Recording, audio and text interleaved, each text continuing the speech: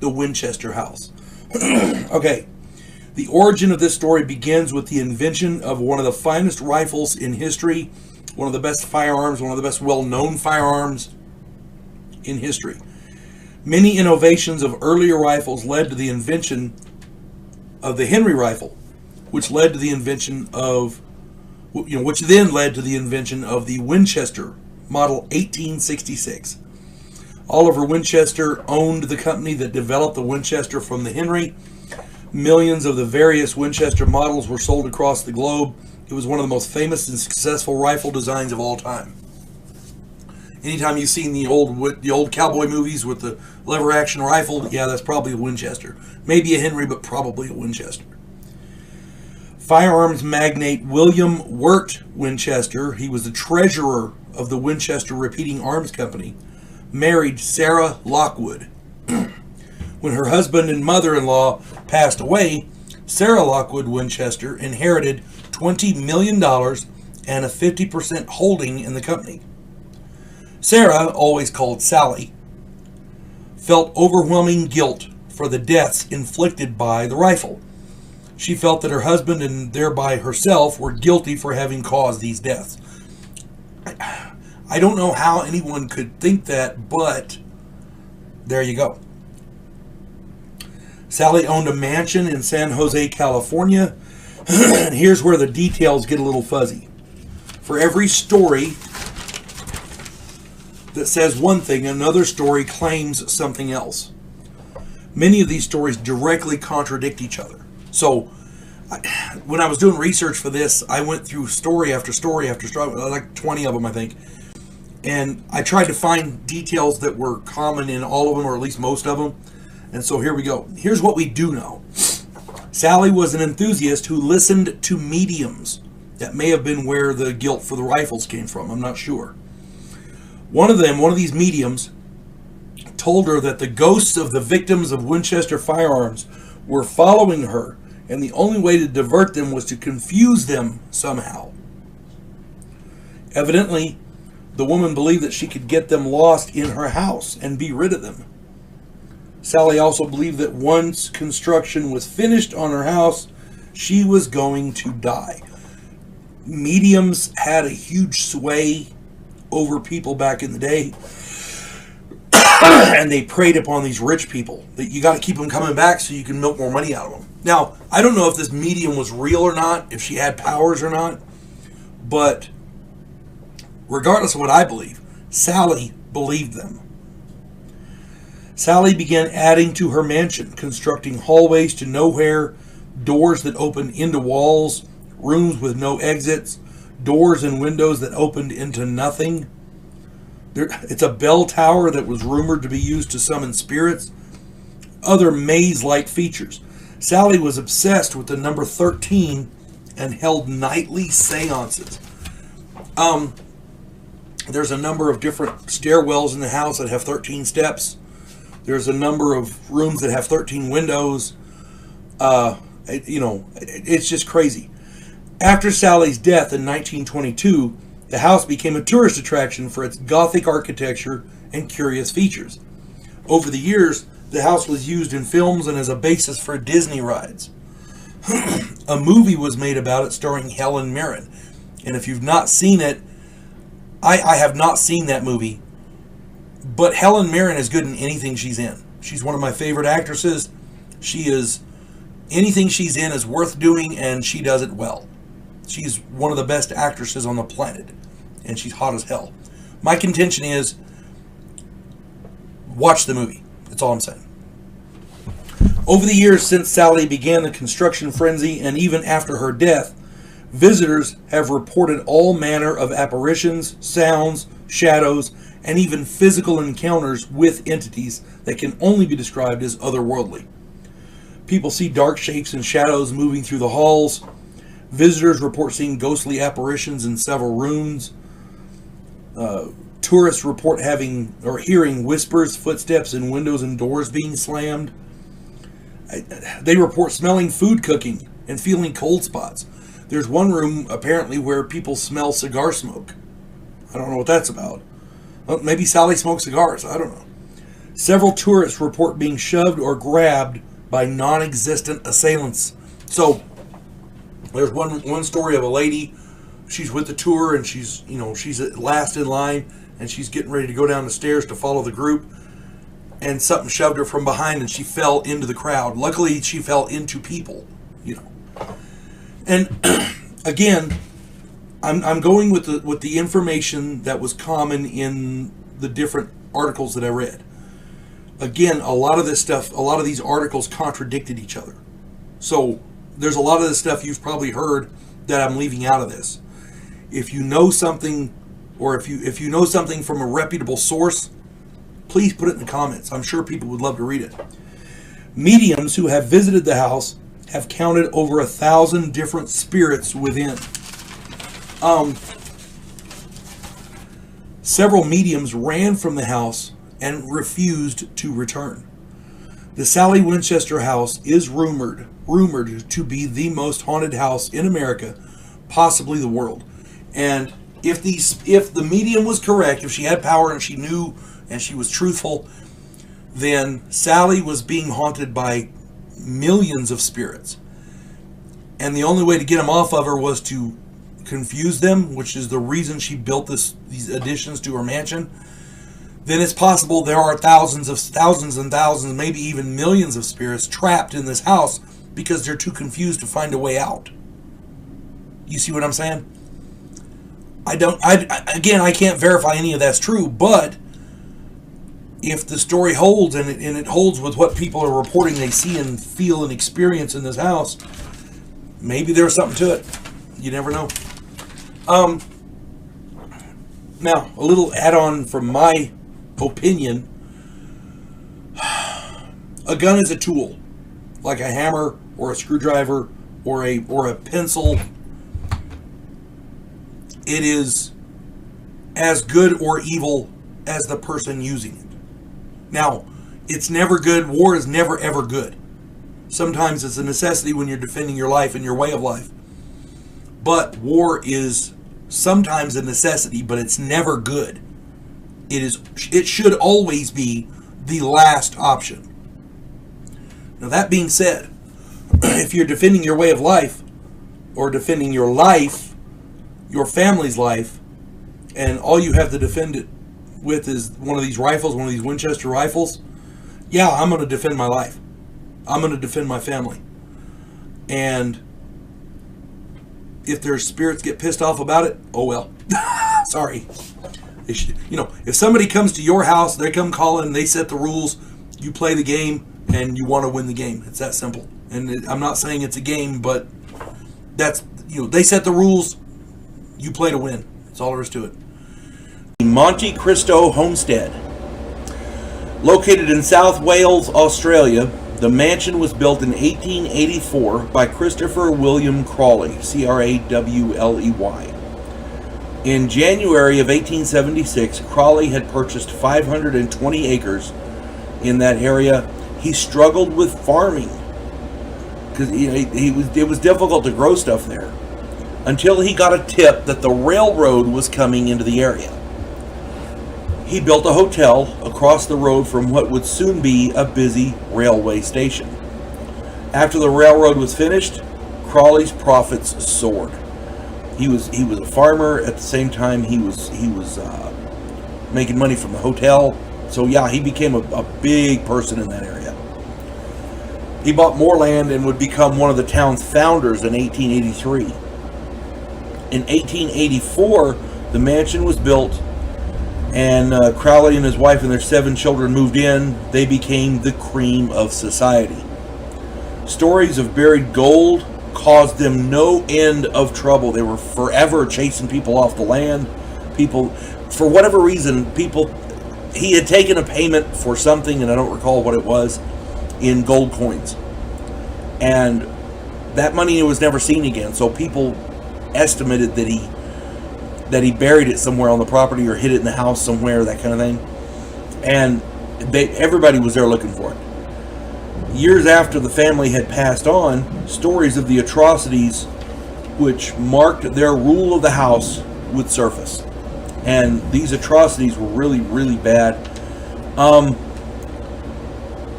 But the people who were there looking for the gold wouldn't stop either. I mean, if somebody shows up to your house to rob it on a daily basis, I would imagine you probably get pretty guarded.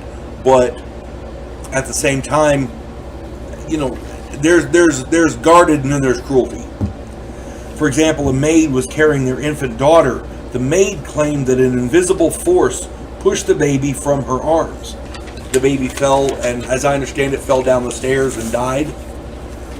I can't imagine what they did to that maid.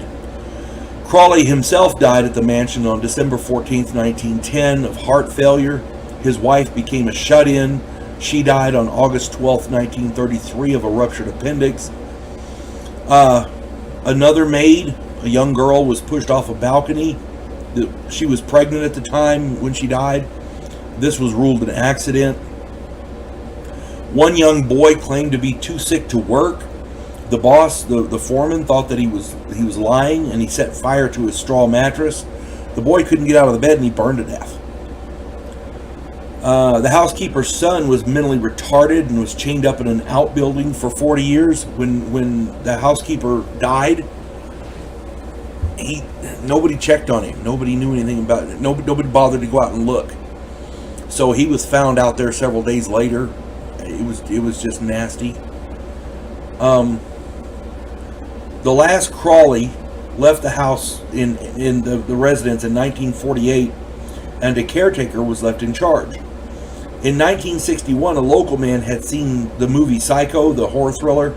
He'd seen it 3 times, and he snapped. He stalked up to the mansion and shot the caretaker dead. This house has seen no end of tragedy and atrocity. The house was purchased in 1963 with the intent of turning it into an antiques business, and that's when the ghost activity really started. They were returning, the people who bought it were returning from shopping, and they saw light streaming from every doorway and window. No electricity had ever been installed. As they approached, the lights just disappeared. Something was creating the light in there. According to the owners, there are at least 10 ghosts haunting Monte Cristo. One may be that of a woman murdered in the house. I can't imagine. They've experienced cold spots, footsteps, disembodied voices, heavy breathing. They're common occurrences in Monte Cristo, as well as doors opening and closing on their own. People have been reported being shoved. One was reported being shoved down the stairs. Luckily escaped with very few injuries, but, luckily it wasn't fatal. Psychics who have visited the mansion have all independently reported similar experiences. And they're not run-of-the-mill stuff. It's not like, oh, there's a spirit in this house. I sense spirits, like the hoaxers do. There's a woman sitting in that chair. There's a woman over there. There's a young girl over here, that kind of thing. Specifics. Monte Cristo has long been reported to be one of the most haunted places in Australia, and for my money, it may very well be one of the most haunted places in the world. And again, you have to go back prior to the building of the mansion. What happened there before that? Because it was an untamed land before that. I'm sure the denizens before that, before Western colonization, before the Botany Bay Penal Colony was established, before that, I'm sure the denizens of that land were not all peaceful. That's what I'm saying. That's all I'm saying. The Mansfield Reformatory. This place has a heck of a history. It was open for about 100 years, and their records were not kept very diligently, so we honestly don't know how many people died here. I'll start from the beginning. In 1890, the Mansfield Reformatory, also known as the Ohio State Reformatory, opened. It was an intermediate penitentiary for men and boys aged 16 to 30. Prior to the prison, the site was a training ground for U.S. Civil War soldiers. It was called Camp Mordecai Bartley. Thousands of people were trained there, and it was it was later decided to put a prison there. It took a long time to build it, and they used a lot of architecture, kind of like a castle from European sources. This prison that they built boasted the world's tallest freestanding cell block. Unfortunately, the height of the cell block was used to push. They used that height. They were pushing inmates that weren't liked were pushed off the top. So that was a source of it wasn't good. Let's just put it that way. They built the world's tallest freestanding cell block, and they were using it to murder inmates they didn't like. The guards weren't murdering them; other inmates were. So, in the late 1930s, a riot broke out at the prison. Now, the prison was made of stone and steel, so when they started a big fire, the rioters, during the riot they started a big fire, rather than do anything about it, the guards just sealed it off. They sealed off the rioters in the cell block, and then they also sealed off the ventilation systems, which trapped the fire and the smoke in with the prisoners. Excuse me, the guards were sitting around making lists, identifying prisoners which they felt were behind the riot. They had 100, and when it was over, they had 120 names. They locked these men in 12 cells of the solitary confinement section, because there was only 12 solitary confinement cells. They had 120 people. They packed them into a cell to teach them a lesson. The rioters were kept in the hole for a week without food or water, which drove many of them to the point of madness. In the 1960s, the reformatory was getting crowded. Guards were forced to even double up the death row inmates. This caused a lot of fights, and a lot of prisoners ended up dead. In one instance, they had 2 prisoners, death row inmate prisoners, in one cell. The guards came back, and there was only one guy in there, so they pulled him out, and they held him, and they searched the cell, and they found out that the other prisoner had murdered him, broke up his body, and stuffed him beneath a bunk. Murders were very common throughout the prison, especially in the showers. Prisoners would be walking through there completely defenseless because you're in the shower, and somebody would reach out and cut them across the belly, and their insides would pour out. People would get shanked on a daily basis. Other prisoners hardly took notice. It was very, very common. The prison remained in operation until 1990. That's 100 years of this.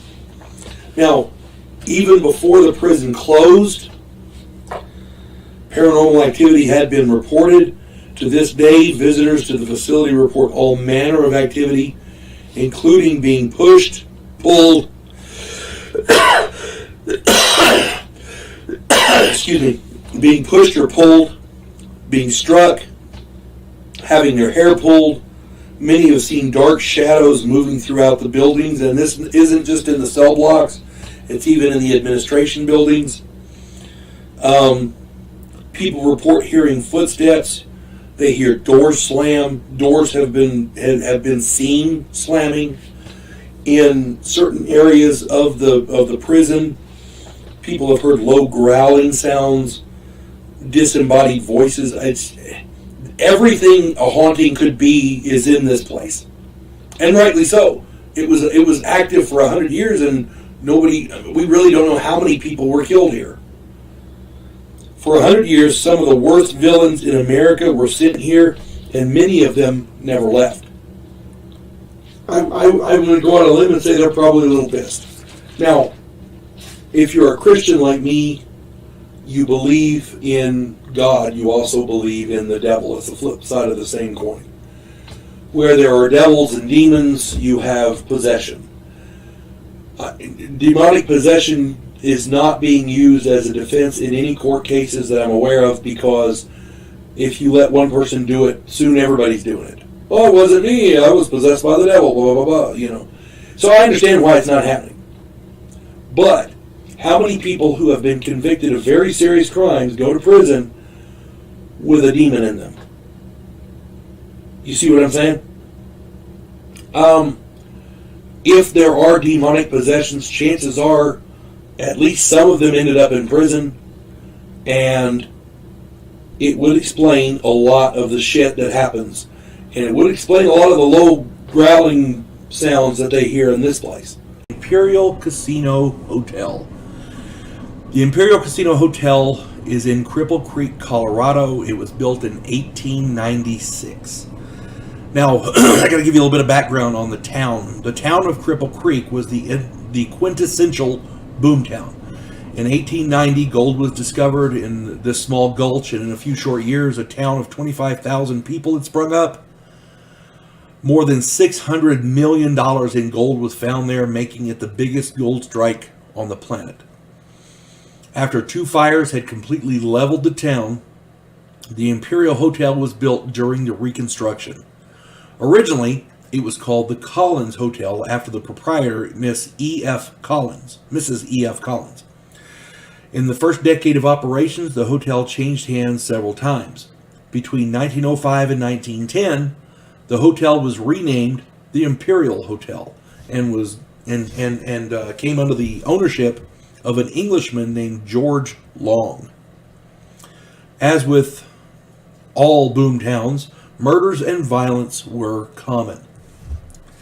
The hotel flourished under George Long's ownership. He and his wife had 2 children, a daughter and then a son. They lived in the hotel. They had a little apartment there where they lived just off the main thing there. George's daughter suffered from a mental disability. She frequently went into fits and arguments ensued. She was routinely locked into their apartment when she argued so as not to disturb the other guests. In the late 1930s, one argument sent her over the edge. She followed her father to the steps leading down to the coal bin, and she bashed him in the head with an iron skillet. He tumbled down the rickety steps and was dead at the bottom. She was institutionalized for the crime. Well, a lot of places back then might have just executed her, but they knew she was mentally unwell, so I guess that's better than nothing. In 1946, Wayne and Dorothy Mackin bought the hotel from the widow Long. The Mackins produced turn-of-the-century melodramas on the hotel stage in an attempt to bring culture to Cripple Creek. This started a second boom in the town: tourism. George Long is said to haunt the hotel. He's been seen several times. He frequents the downstairs bar. George was known to like his scotch, so, George was also deaf and he liked to paint, so he painted landscapes and things like that. He liked to paint his native areas where he's from in England. As I understand it, his deafness he was born into a wealthy family, maybe aristocracy in England, but his deafness was kind of shameful for them, so they sent him to America, and he has a history. I'm just saying. When gambling came to the town in 1992, George evidently became upset. Incidents of slamming doors, stuck drawers, and electronics going on the fritz skyrocketed. No explanation for any of these. They just happened out of the blue. Other ghostly, unexplained events include slot machines dumping coins out when the hotel was closed, knocking on doors, banging on walls, water faucets turning on by themselves, dresser drawers being removed and left on the floor so people would trip, doors opening by themselves. Rooms 39 and 42 are especially active. Now, the thing that gets you about the slot machine incidents, it's at night, the casino's closed, there's no gamblers, there's nobody there, and the slot machine starts dumping coins out. There are fail-safes to prevent that. When something happens, the machine goes haywire, there's a lock that's supposed to prevent that from happening. All these fail-safes just didn't work, and this thing started dumping coins out all over the floor. So saying there's no explanation is like saying how it's not. Well, that's weird. It's how the hell did that happen? You know what I'm saying? Furthermore, the entire town is a hotspot for spiritual activity. Many other buildings evidently have their own ghosts. The Ute Indians, the ones that are native to the area, avoided the gulch. They felt that evil spirits congregated there long before gold was discovered. Add to all of that the fact that there's no way of knowing how many murders occurred in the town, you have a recipe for spiritual mayhem, spiritual encounters. The Imperial Hotel was closed, but the new owners are renovating it with plans to reopen. If you're ever in Cripple Creek, Colorado, and you want to visit a truly haunted place, you don't get much more haunted than Cripple Creek. And the main spot there would be the Imperial Casino Hotel. Pennhurst Asylum. In 1903, Pennhurst State School opened as Eastern Pennsylvania's state institution for the feeble-minded and epileptic. This was supposed to be a safe environment for the mentally challenged and epileptic to live and learn. Yeah, not so much. Very soon, overcrowding, understaffing, and lack of funding caused the facility to fall into disrepair, and it caused poor living conditions. The residents were abused. They were, oh my God, abused. They were mistreated on a horrific scale. As a matter of fact, in 1968, a documentary series titled Suffer the Little Children showed the horrors of the facility. Dr. Fear, that's his real name, Fear. A doctor named Fear. F-E-A-R, Fear. Anyway, that was his real name. This Dr. Fear admitted in the documentary to threatening and punishing patients. This son of a bitch admitted to injecting one patient with the most painful injection that would not cause damage. This guy liked inflicting pain, and he became a doctor at a mental institution. That's a recipe for disaster right there. If I'm checking a relative into any kind of a relative into a facility, and the doctor is named Dr. Fear, we're leaving. I mean, that's all I gotta know. But on top of that, you find out his name really fit. The documentary showed that the money situation was really bad.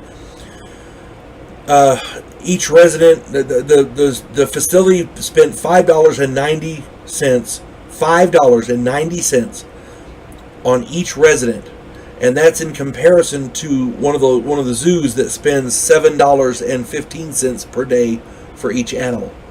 So these people had less funding than the zoo had for their animals. The horrific conditions and vicious beatings compounded the inhumane treatment.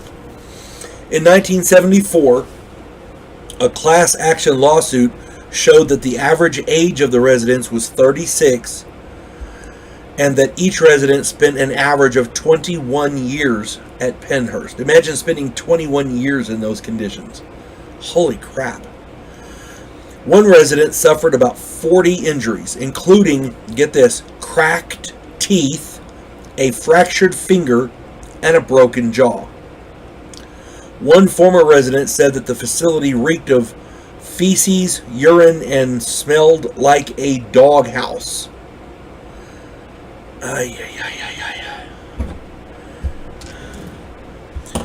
The Supreme Court issued a statement, quote, conditions at Pennhurst are not only dangerous, with the residents often physically abused or drugged by staff members.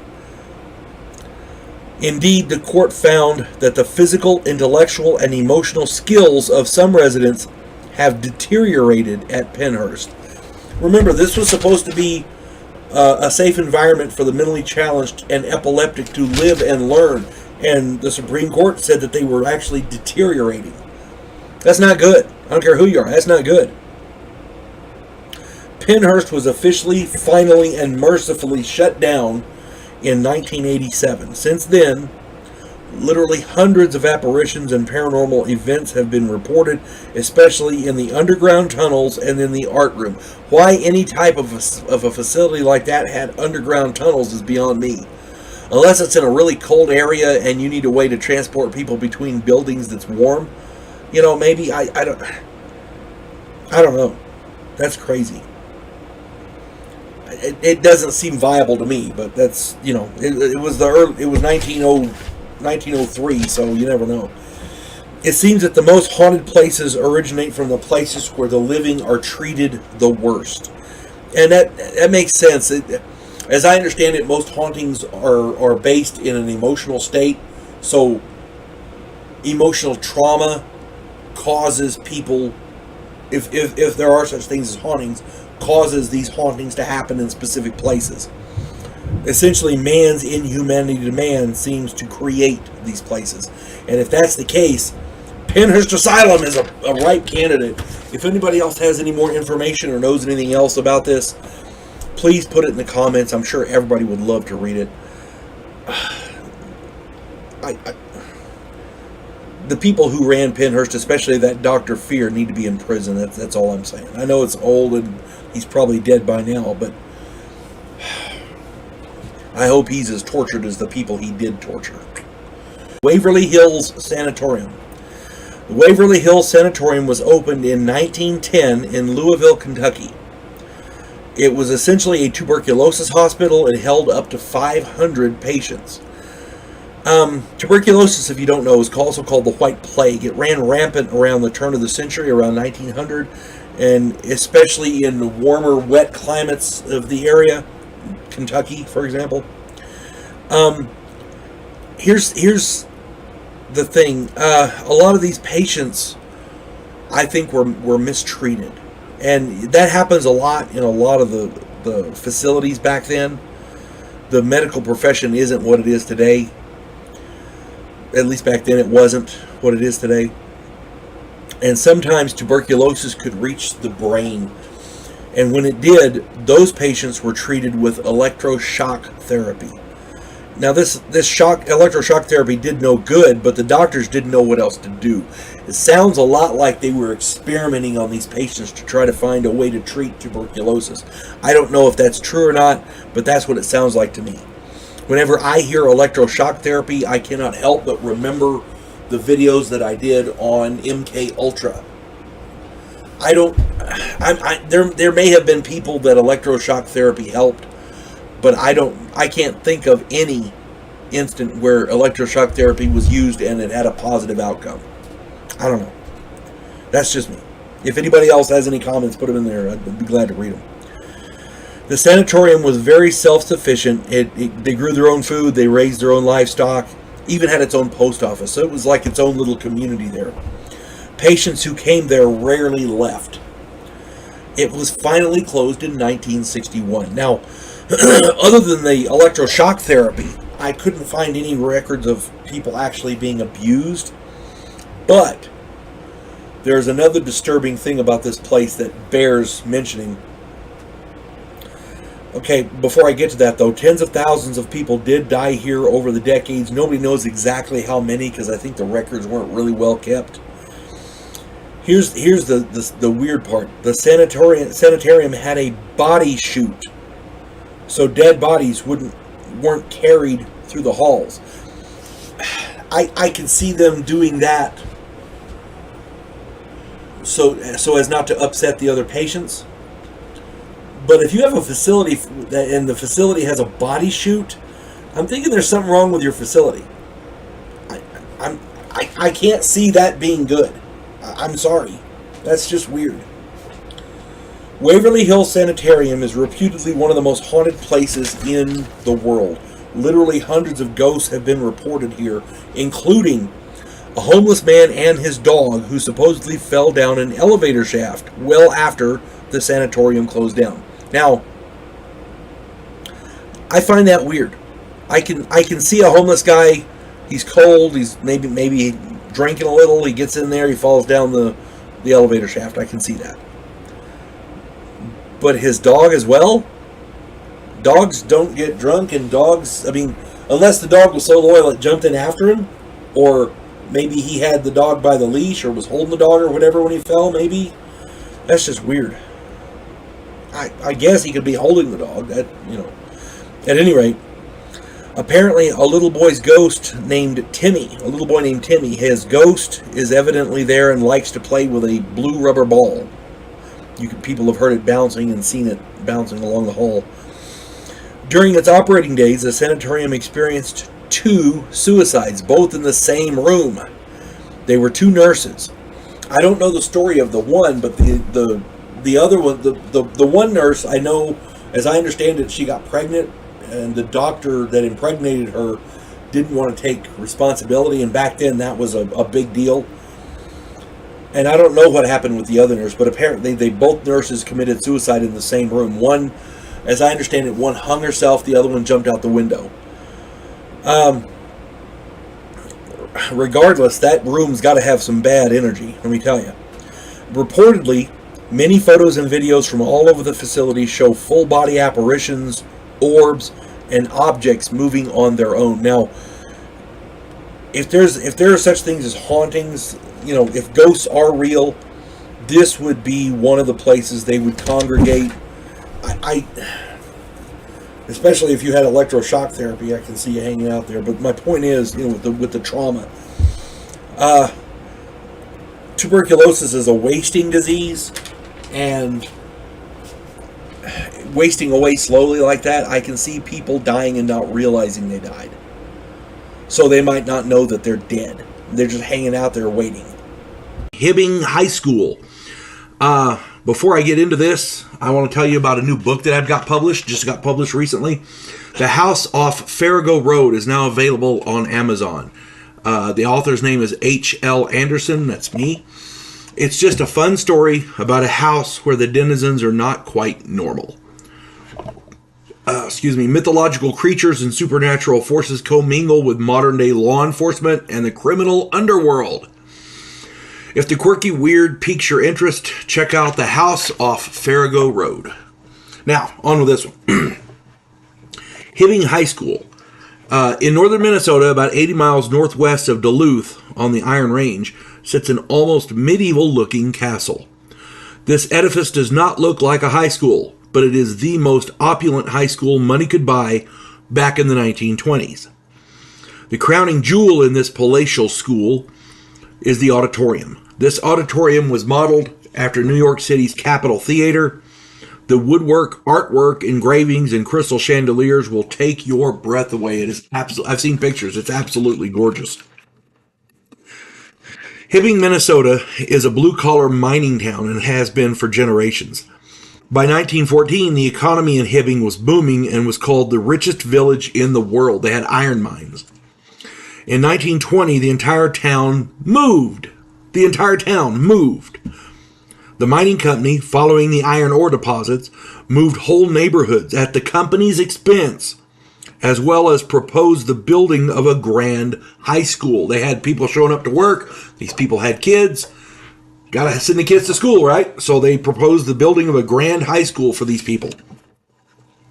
Initial construction began in 1920, and the cost in 1920 was $3.9 million. That's unheard of. I mean, that would be, you may as well make it $1 billion today.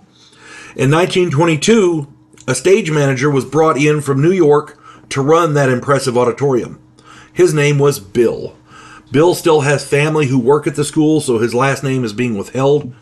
Bill loved the theater, and he loved overseeing performances in this auditorium, and by all accounts, he was such a good person. There are multiple spirits who haunt the school, and they mostly seem to focus their attention on the auditorium. One spirit seems to be hanging around to enjoy the shows. He seems intent on occupying seat J47. J47. The current stage manager has gotten photos of that spirit. Stories of ghosts at the school include a person who fell off the balcony in the auditorium. Another story tells of a chandelier falling on the seats below. Maybe it hit J47. Who knows? Still another story tells of a disabled female student expiring in the auditorium. Many believe Bill still works in the auditorium, his death in the 1940s notwithstanding. he's just still there doing his job. He loved it so much. People have reported all manner of stuff. Items being moved with nobody in the area. People have been seen walking into rooms when children were getting dressed and just disappearing. They walk in the room, the kid sees or hears them walk in, and the kid turns around, they're not there. And I say kid, these are high school students getting, changing clothes for their productions on the stage. I've seen, there's stories about kids who watch somebody walk into a room with no other exit, like a storeroom or whatever, and then they go in to find out who it is or to talk to them, and there's nobody there, that kind of thing. The janitors have reported all manner of strange occurrences, from noises, whispers, unseen voices, that kind of thing. Investigators have reported recording dozens of different voices with nobody present. They put a recorder out there and left. There was nobody there. They come back later, get it, and there's voices. Dozens of voices. Different voices. Phantom noises like footsteps, laughing, undiscernible voices, doors slamming, glass breaking, all kinds of different stuff. Cold spots are reported quite frequently. One teacher reported a wolf whistle, which echoed through the auditorium while she was on stage. There was nobody else there. But, she's on stage and somebody gives a wolf whistle, kind of thing. Can't do that these days. Apparently the spirit is out of date. If you do that these days, you slap with harassment. But the point being, all in all, people come from miles around to try to get a glimpse of one of these spirits in the school, and many of them do. There's just all kinds of stuff going on there. If you get a chance to visit northern Minnesota, Hibbing High School, go check it out. Maybe you'll see one too. Hotel Roosevelt. It's getting close on to Halloween, so I figured I'd give you a good one. Anyone who is a fan of classic Hollywood will recognize the names of the stars who stayed at this historic hotel. For parts of this video, I'm going to read excerpts from the book Real Ghosts, Restless Spirits, and Haunted Places by the brilliant author and researcher Brad Steiger. I've talked about his book in other videos, and I maintain that it is an indispensable and incredible research tool for the serious paranormal enthusiast. You really got to get it. It's good. The Hotel Roosevelt is in Hollywood, California, and a lot of the big stars stayed there back in the day. A lot of people think they're still there. Just saying. I'm going to read several paragraphs from this book, pages 416 through 419. We're talking about Marilyn Monroe, Montgomery Clift, and Carol Lombard. Lombard shared her fabulous top-floor suite with Clark Gable, and the elegant doctor is basically the way the ill-fated act... Yes, let me start that over. Carol Lombard shared her fabulous top-floor suite with Clark Gable, and the elegant decor is basically the way the ill-fated actress left it. The essence of romantic Hollywood is nowhere more powerful than at this glamorous star's favorite hideaway. Numerous guests who have shared the romance of this suite have also experienced an encounter with the gorgeous ghost of the actress herself. Marilyn Monroe posed for her first print advertisement on the diving board of the Roosevelt's pool, and she stayed often at the hotel over the years, preferring a second-floor cabana room overlooking the pool. Her favorite mirror is on display in the lower elevator foyer, and numerous individuals have claimed to have seen Monroe's sensuous image near or superimposed over their own when they stopped to look in the reflecting glass. In December of 1990, while my wife Sherry Hansen Steiger and I were in the lower elevator foyer taping a Ghosts of Hollywood segment for a Japanese television program, a hotel guest, curious as to what we were filming, stopped to watch the proceedings. Suddenly, he stepped briskly aside as if to avoid a collision with some unseen person, and stifled a cry of surprise which interrupted the scene that we were filming. When the director asked the man what was wrong, he replied, somewhat shaken, "Didn't you see that blonde woman who just brushed by me? If I didn't know Marilyn Monroe was dead, I would have sworn it was her." As we quizzed him about his experience, he appeared only mildly interested when we explained that the full-length mirror in the foyer had once been a personal favorite of Marilyn Monroe. "But the woman who brushed by me was solid flesh and blood," he insisted. "She was no ghost." The man the man stalked off a bit indignant, fixing us with an incredulous glare when we, together with the director and the camera crew, tried to make him understand that there had been no woman visible to the rest of us in the foyer. Montgomery Clift lived at the hotel for 3 months during the final stages of filming From Here to Eternity. A great movie if you haven't seen it, From Here to Eternity. He would often pace the hall outside of his 9th floor apartment, rehearsing his lines and sometimes practicing bugle calls, much to the consternation of nearby guests who were trying to get some sleep. Kelly Green, one of the personable staff members of the Roosevelt, told us of the dozens of guests who had heard Clift's bugle blowing long after his death in 1966. The amount of history and the amount of ghostly sightings in that hotel, it's mind-boggling. If you get the opportunity to stay at the Hotel Roosevelt, you need to do it. If you're any kind of an enthusiast of Hollywood, or if you enjoy the paranormal, this is the place to go. Again, kudos to author Brad Steiger. I have found his book to be an unparalleled research tool, and God bless you, sir. You're awesome. As for the Roosevelt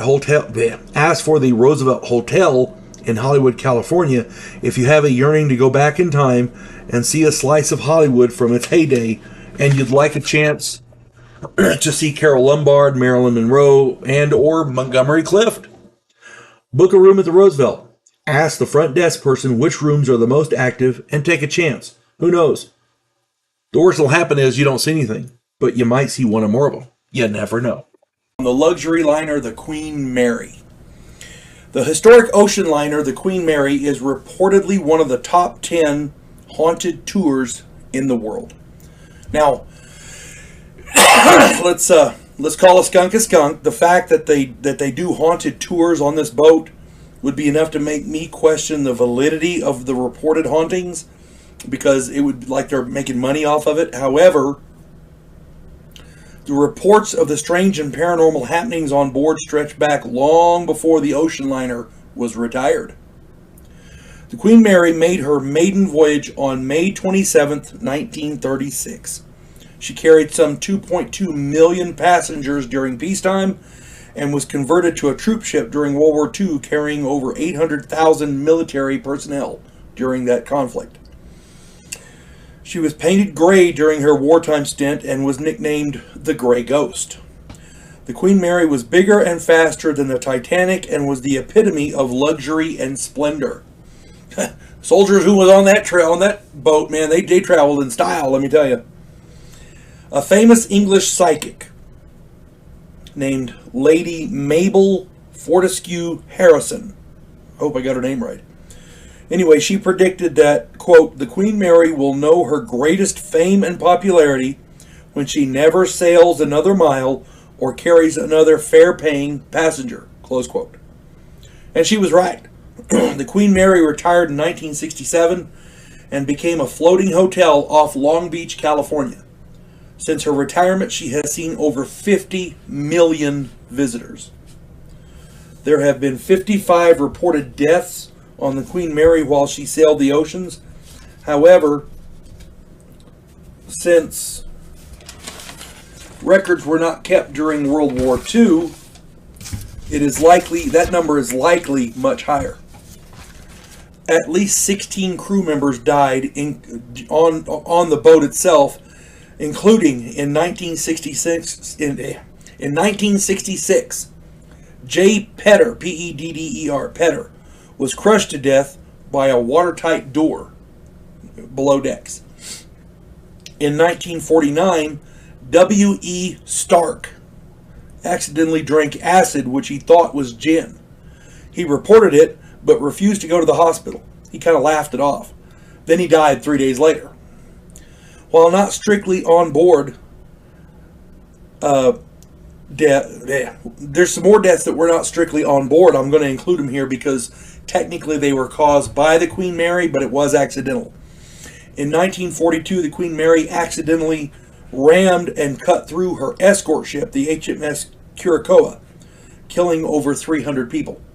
The ships were zigzagging to avoid enemy submarines, and they just smashed right into her. Excuse me. Over the years, many odd and strange sightings, experiences, and occurrences have been reported on the Queen Mary. Many apparitions have been reported. For example, the ghost of a young woman in her early 20s and dressed like a 60s Woodstock participant prowls the pool area. People have been grabbed, pushed, and pulled by unseen assailants. People hear old 40s style music like Glenn Miller. People hear footsteps. They hear doorknobs rattle. They hear disembodied voices and screams. People smell the distinct odor of cigar and pipe smoke. That's very common. Doors open and close by themselves. Items get moved with no explanation. People report crewmen wearing vintage clothing warning them of storms and of enemy ships in the area. A worker on board suddenly found himself reliving the final voyage of the Queen Mary before her retirement. He experienced the despair and the depression of the various crew members who knew they were about to be laid off.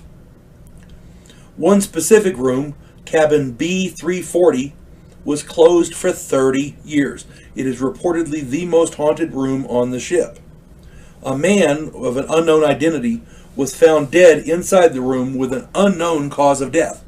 So they didn't know who he was and they didn't know how he died, but they found him in the room. That's crazy.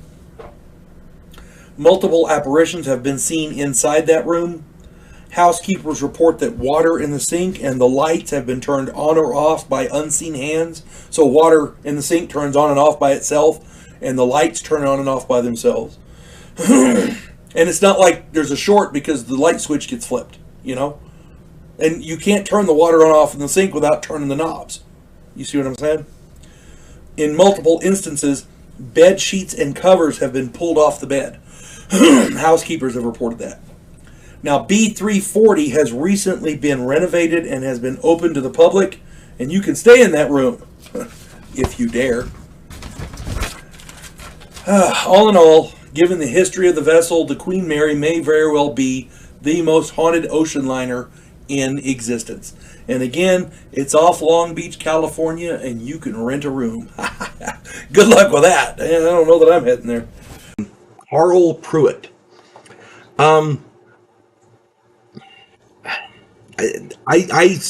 didn't know anything about this story until I read an article the other day. And then I found a video online that had a lot of good information. And I did some research in some other places, and I found a lot of good information on this. So I'm going to go ahead and do it. It is rare that you ever hear of a ghost or any kind of non-demonic entity that actually physically hurts people. Demonic activity, yeah. And there are some non-human entities that are not demonic, and they sometimes hurt people. But this is just a ghost. A damaged soul, so to speak. and then this is the case of Carl Pruitt. That he's the damaged soul. Carl Pruitt worked as a carpenter in a small town in rural Kentucky. And again, I'm piecing this together from several articles. The towns were all different, so the information is the same, but it's just the names are different, which happens sometimes in folklore. So, but the information again is all the same.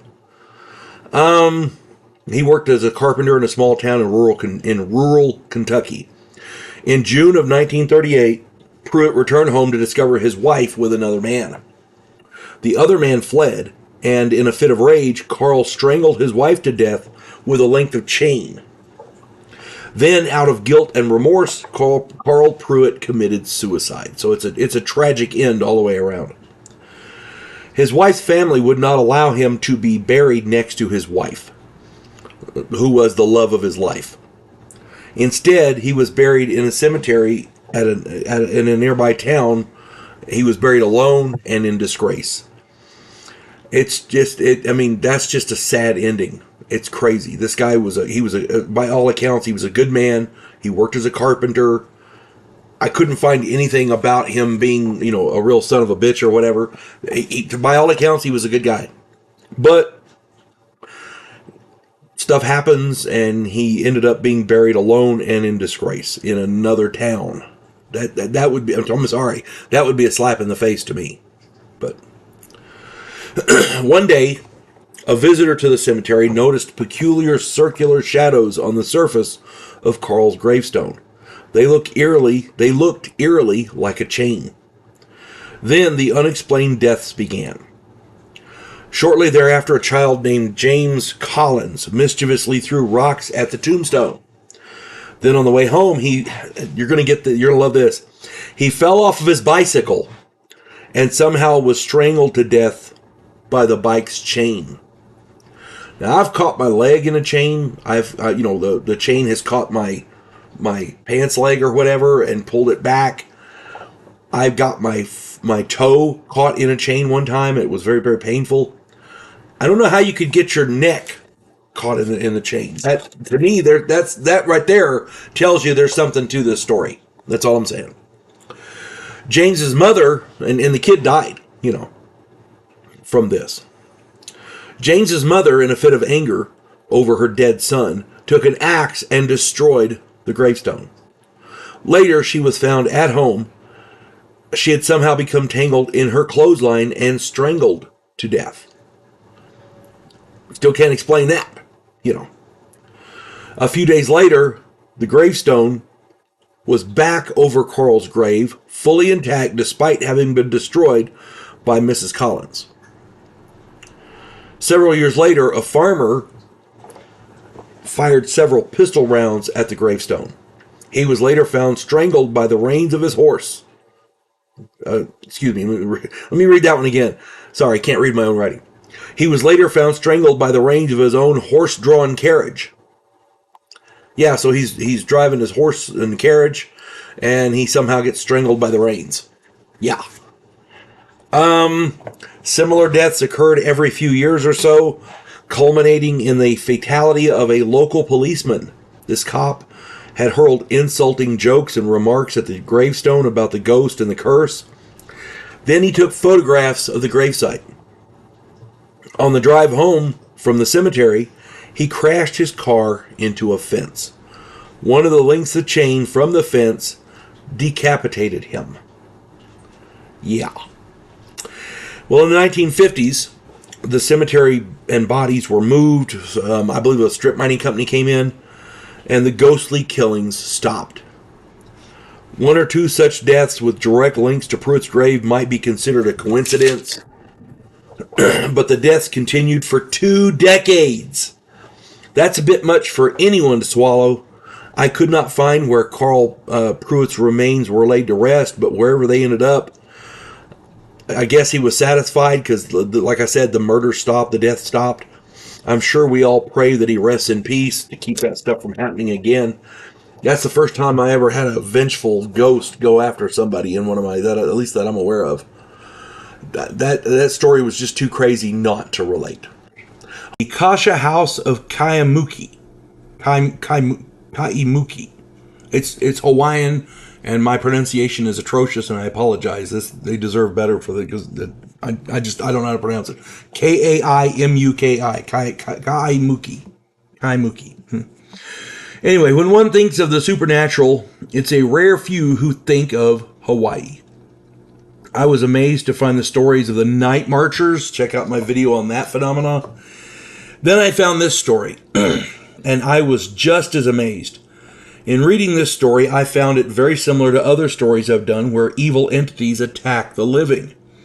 For those of you who don't know what a kasha is, I got the definition here. Hang on. Let me read this.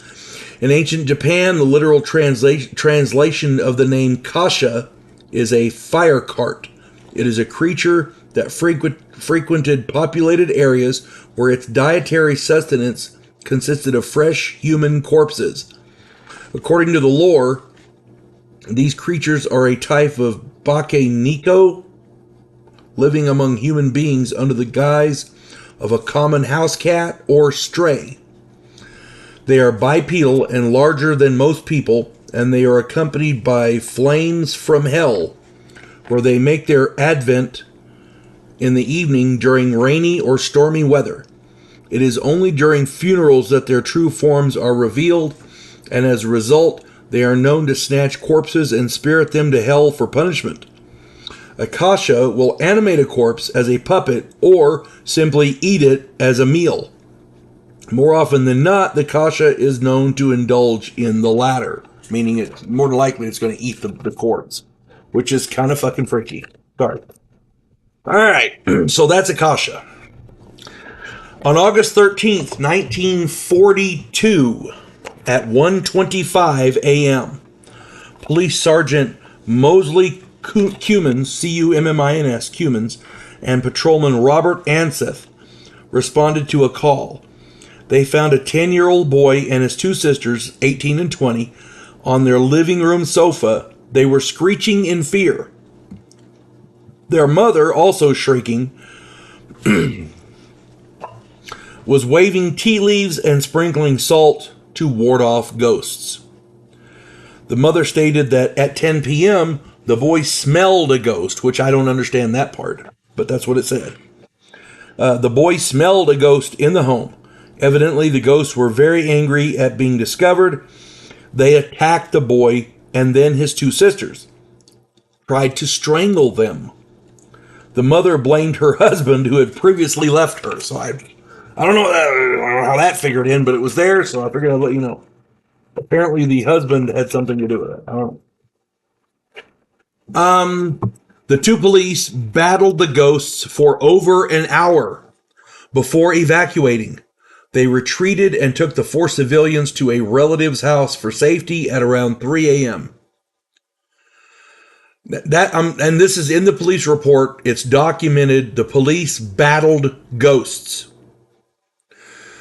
Now, we're going to skip ahead 30 years. On October 31st, Halloween of 1972, the police got a call from 3 teenage girls who were staying in that same house. They'd heard footsteps and strange voices, and then one of the girls felt someone touch her arm. The girls requested the police to follow them to another house. Excuse me. And on the way, the girls pulled over. The police pulled over.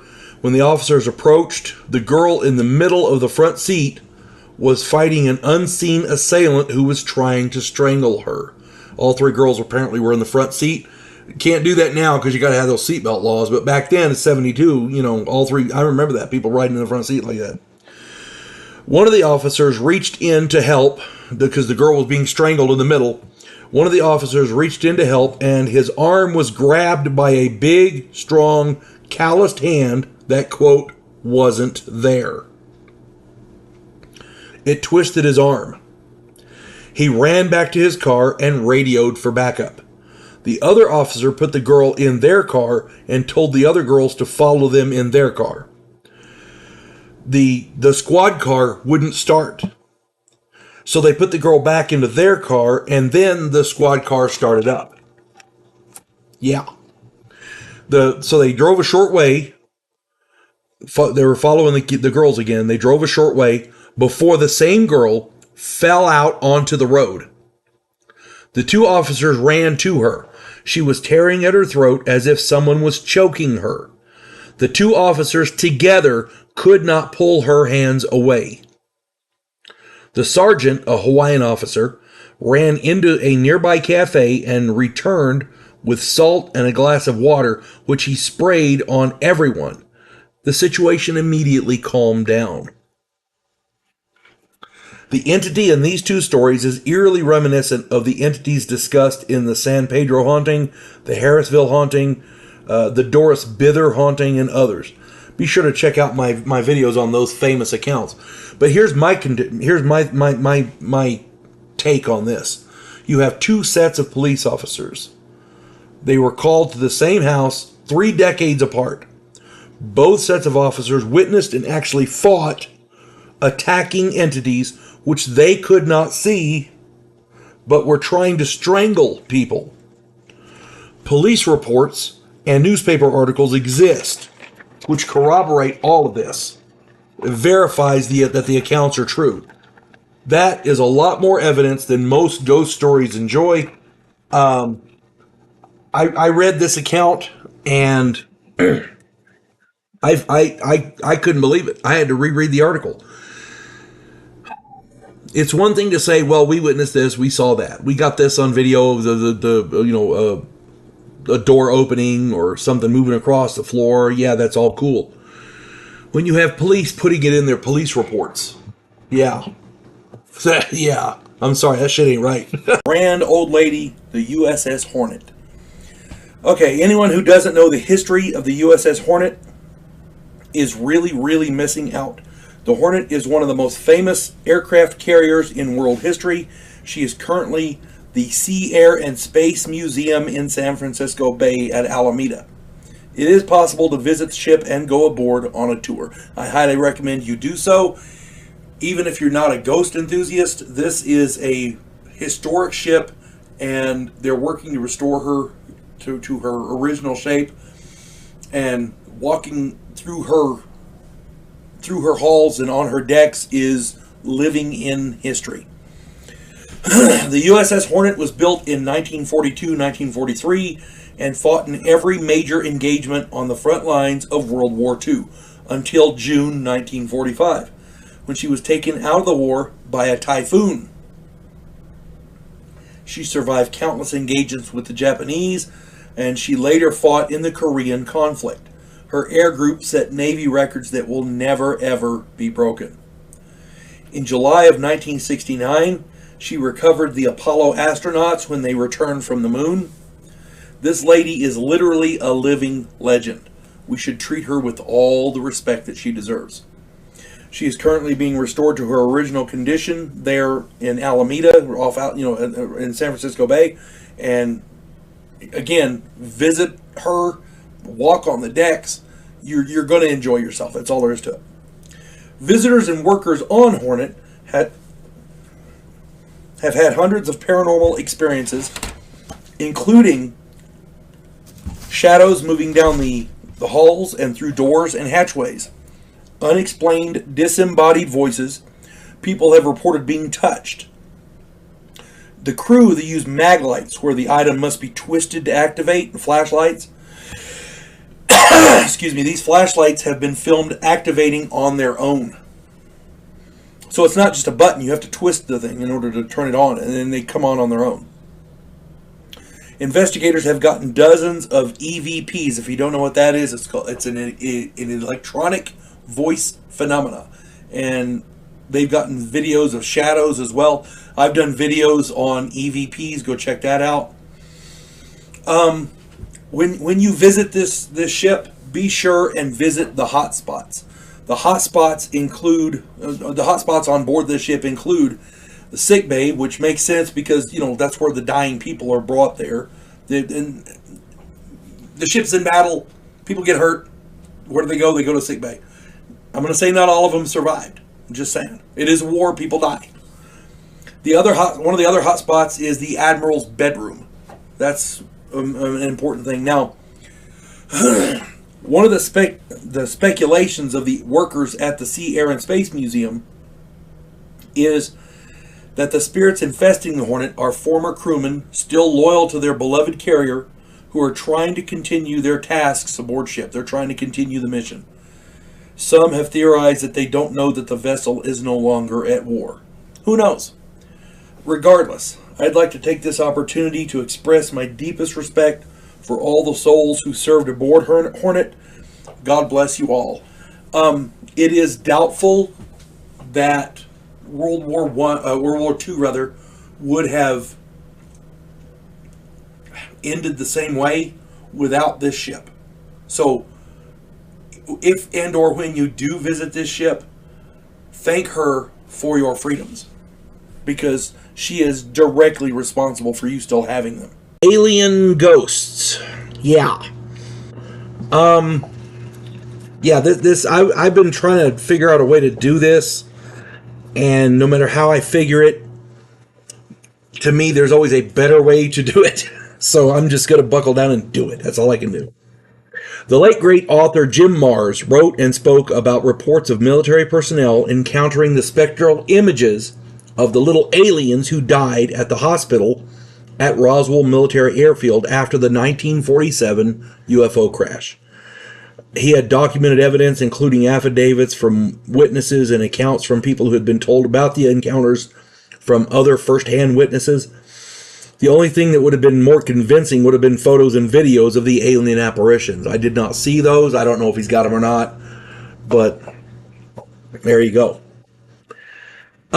There's a book that I tout a lot because it's really, really good. The book is Real Ghosts, Restless Spirits, and Haunted Places. The author is Brad Steiger. He dedicated an entire chapter to this topic of alien ghosts. A farm family from Iowa was terrorized by what they thought was men in black after a UFO sighting.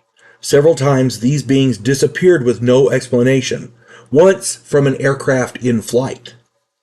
Now, that's a broadly paraphrased, very shortened, account of the situation. You got to read the book. It's really good. A Protestant minister was tormented by strange shape-shifting entities for over 25 years. A foul odor followed them around and strange events plagued them. All of this after a UFO sighting. His wife divorced him. After 10 years of this, 3 beings showed up and allowed him to photograph them as they changed shapes. Then 3 police officers showed up. They claimed to be UFO buffs and wanted to see his photographs. They offered to use their credentials to prove to the world that he was sane and that UFOs and paranormal phenomena were real. The next night, these same police officers confiscated his photos and kidnapped him. They loudly debated killing him for a while they were driving around, but then they released him into a wooded area. There's a section in there on fallen angels who serve evil. These, what are they called? Ahrimanes, Ahrimanes, I guess, seem to travel on ethereal UFOs. Their goal is the enslavement of mankind. Now, this didn't deal directly, in my opinion, this particular section didn't deal directly with the ghosts, but the book, I guess he had all these reports that didn't quite fit anywhere else. He kind of lumped them together. But to me, this is either religious or mythological or something. But it kind of sort of fits in with the ghost motif. So there you go. If aliens are real, then perhaps they have souls. If they have souls, then perhaps those souls survive the death of their mortal host. If that is true, then what happens to them? Where do they go? Is there an alien heaven?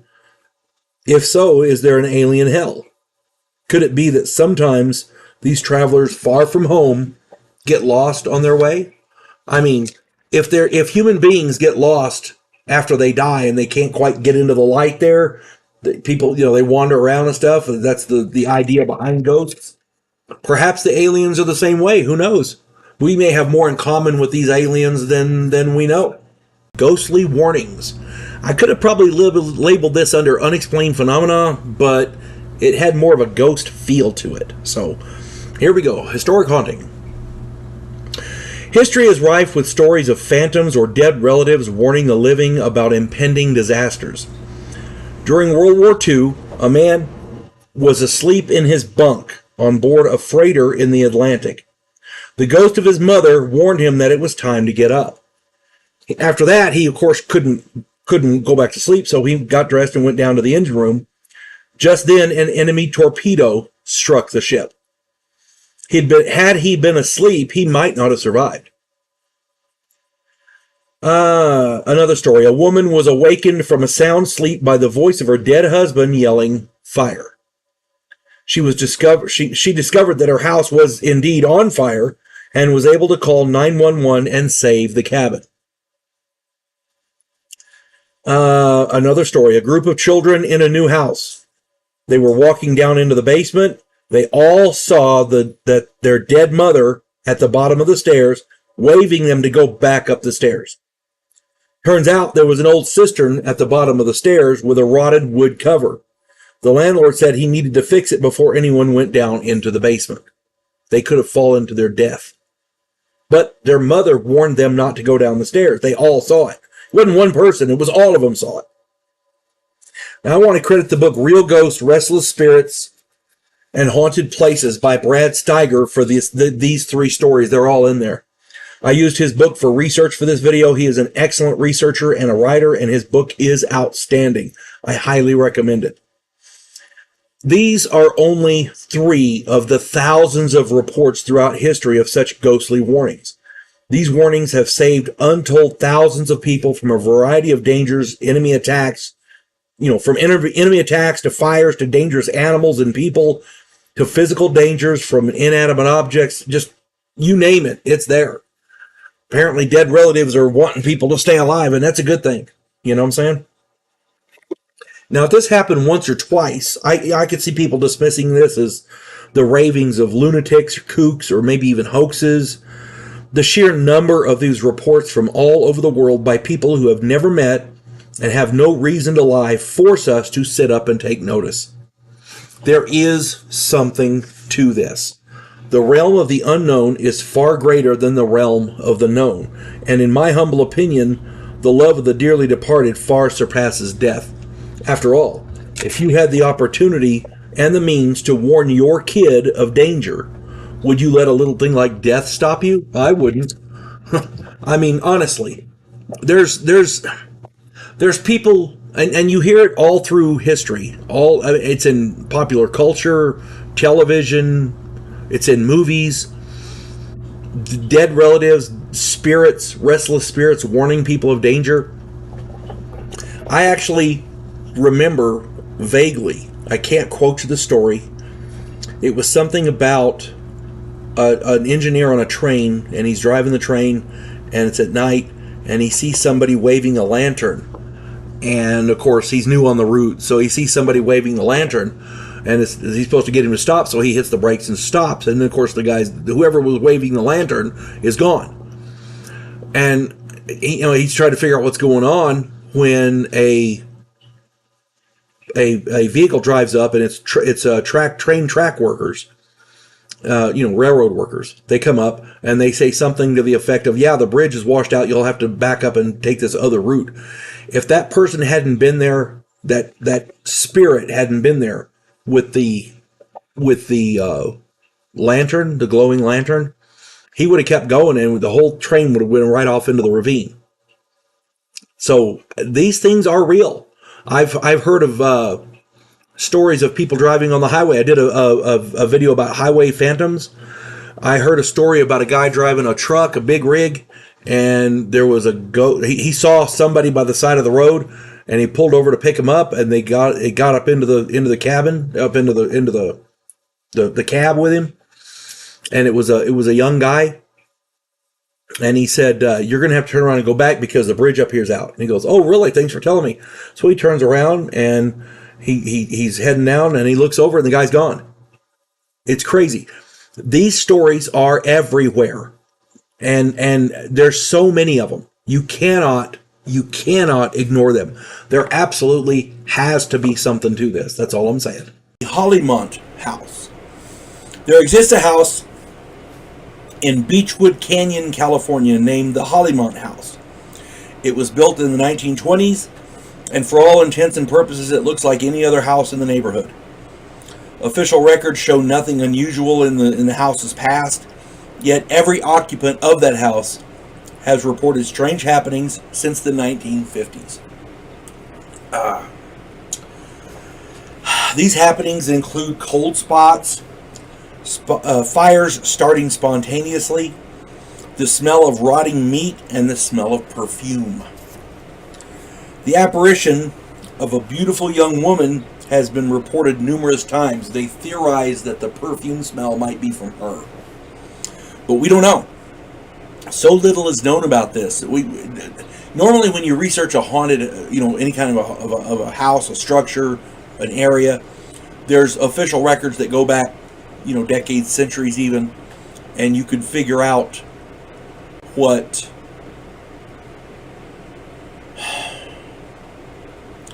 you can figure out what traumas may have affected the area. What bad things happened in the house, what bad things, what wars were fought there, whatever. A Civil War battle was fought there, that kind of thing. Something traumatic. But with this house, there's nothing. They can't find a damn thing. But the events, the paranormal happenings were getting to be annoying, so they called in a priest to bless the house. In full view of several witnesses, the priest's hat disappeared off of his head. Later, the hat was found up on the roof. That says there's definitely something there. It's not a hoax. You have multiple witnesses seeing it. There's more to it than just, it's not bullshit. Okay, it's not a hoax. None of these events had any reasonable explanation until an investigative team found a tunnel underground that connected Hollymont House to one of the neighbors' houses. So they found an underground tunnel that connected them. In that tunnel was a gravestone dated 1922. The name on the gravestone was a female name. Was this the final resting place of the beautiful young woman whose apparition was seen so many times? Who knows? The gravestone is the first bit of quote-unquote abnormal ever discovered about Hollymont, other than the paranormal happenings. If somebody was buried under there, that would explain a lot. Many ghost stories and haunted house investigations end up having explanations for all of the paranormal occurrences, restless spirits, demonic activity, and even hoaxes. Hollymont has none of these. All we know is there's a gravestone in a tunnel under the house. The only thing Hollymont has is the lonely, forgotten gravestone in an underground tunnel. We may never know more than that, but that right there would explain a lot. I don't know how much research has been done into whose grave that might be. I would, if I were investigating that house, I would talk to the authorities and see about excavating in that tunnel. If there's a body under there, find out who the body belonged to, who's actually buried there. That by itself would probably explain a lot. It might shed some light on the situation, if nothing else. New Mexico State Prison.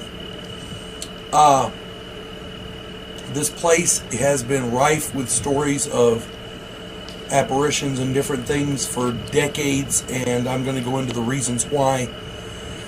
Before we get started on this video, however, I need for everyone to know that this particular story has a certain significance for me.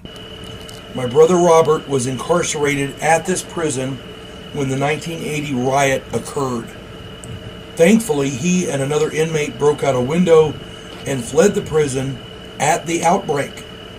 They found the cops and gave themselves up. They were spared the horror of that event. Others were not so fortunate. Okay. Here we go. Excuse me. The New Mexico State Penitentiary near Santa Fe was built in 1956. It was built to house something like 900 inmates. By 1978, it housed over 1,200. The inmates were housed in open bay type dormitories with very little privacy. Inmates slept on the floor when the beds were all taken. Many inmates felt they were treated like animals. There was a snitch system in place. The story is much bigger than this, but I'm trying to condense it for the sake of the time of the video. My target time is 4 minutes, and I go over it way too much. But there's a lot of information, and I'm kind of condensing it, and I apologize. None of the inmates were getting the mental care, psychiatric care that they needed, and it was not a good situation. There was overcrowding. The inmates had all kinds of mental issues that weren't being addressed, and because they were so short on guards, there was a snitch system in place. Long story short, in February of 1980, inmates jumped 3 guards during the night count and instigated the most violent, brutal, and horrific prison riot in American history. 34 inmates died, and most of those were tortured to death. One inmate's head was paraded on a stick. Execution squads were out to settle scores, and enemies and snitches. There was work being done at the prison at the time, so prisoners gained access to acetylene torches and other tools, and they were able to cut their way into cells, and they used these various implements, including the torch, on enemies that they wanted to get even with, snitches, that kind of thing. The whole thing was horrific. It was brutal, and the state cops had surrounded the prison so nobody could escape, but they didn't get word to go in for quite some time, several days. Normally, I would not use a paranormal investigation television program in these videos, but in this case, their findings help to explain what happened. The Dead Files did an investigation at this prison, and I did a video on paranormal programs that my wife and I enjoy, and the Dead Files was listed as one of them because they're very compelling. Their investigation makes sense to me. Now, of course, it all could be faked. We don't know, but their investigation, to me, their investigation style, the way that they go about their investigations, the bedrock reality of the research, to me, it strikes a chord. It makes more sense than a lot of the others.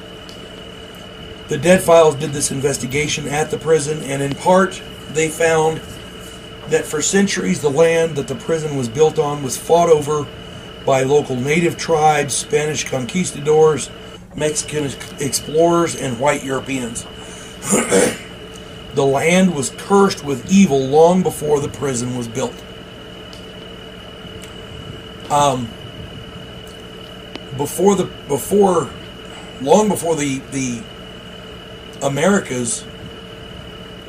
before America became America, there were stories about this land, this particular area, being home to all manner of demons and evil spirits and things like that.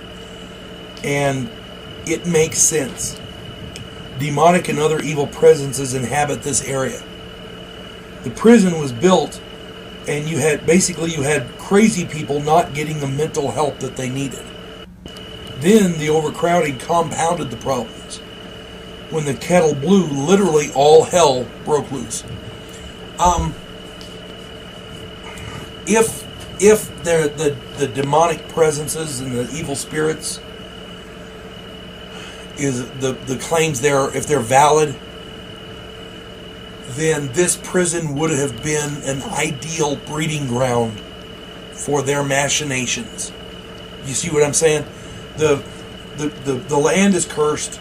There's evil presences and demonic spirits there. They build a prison, fill it with a bunch of crazy people, and don't give them the mental help they need. And with a snitch system in place, they encourage these crazy people to turn on each other. It was literally a recipe for disaster. And as I said, when the kettle blew, all hell broke loose. Over the years, since this riot, dark figures, disembodied voices, apparitions, ghostly sounds, all manner of paranormal activity has been reported, and it's been reported constantly from the ruins of this old prison. They built a new prison, but the old prison is still there, and they man it with some, a few people here and there, caretakers, for lack of a better word. One thing I learned from the Deadfile show is that new guards are warned to be aware and beware of the paranormal activity in the prison. It's in their handbook. So, this is something you don't see a lot in paranormal videos. The state of New Mexico warns their corrections officers about the ghostly activity in this place.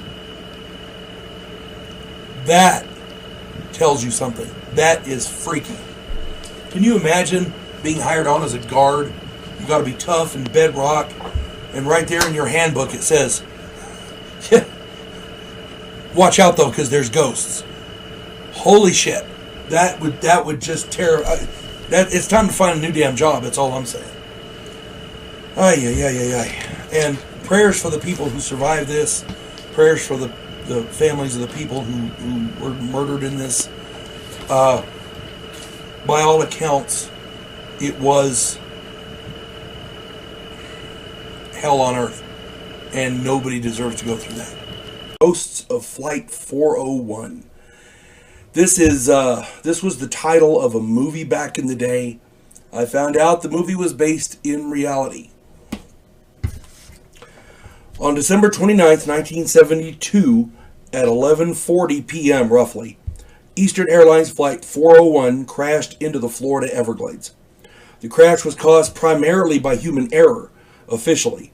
But the truth is that a series of stupid little events all culminated in the airliner descending slowly and unnoticed in the dark until it was too late. The airplane was descending slowly, and it was dark outside, so the pilot, nobody on board noticed until it was too late.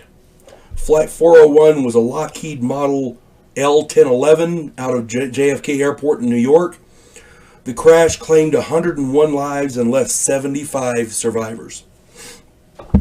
The crew was exceptionally experienced, thousands and thousands of flight hours. The pilot was Robert Bob Loft.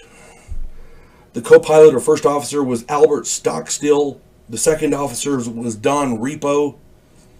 The engineer on board, he wasn't actually officially part of the crew. He was just catching a ride. His name was Angelo Donato. Evidently, a landing gear indicator was burnt out. The light bulb was burned, and they could not verify the nose gear was down and locked. It is believed that someone bumped a steering stick just enough to turn off the autopilot, but they didn't notice. And it was very, very dark outside, and the altitude warning alarm was very soft, one little ping, I think. So nobody heard it while they were working on the gear light. By the time they realized they were descending, it was way, way too late. After the crash, locals helped the survivors.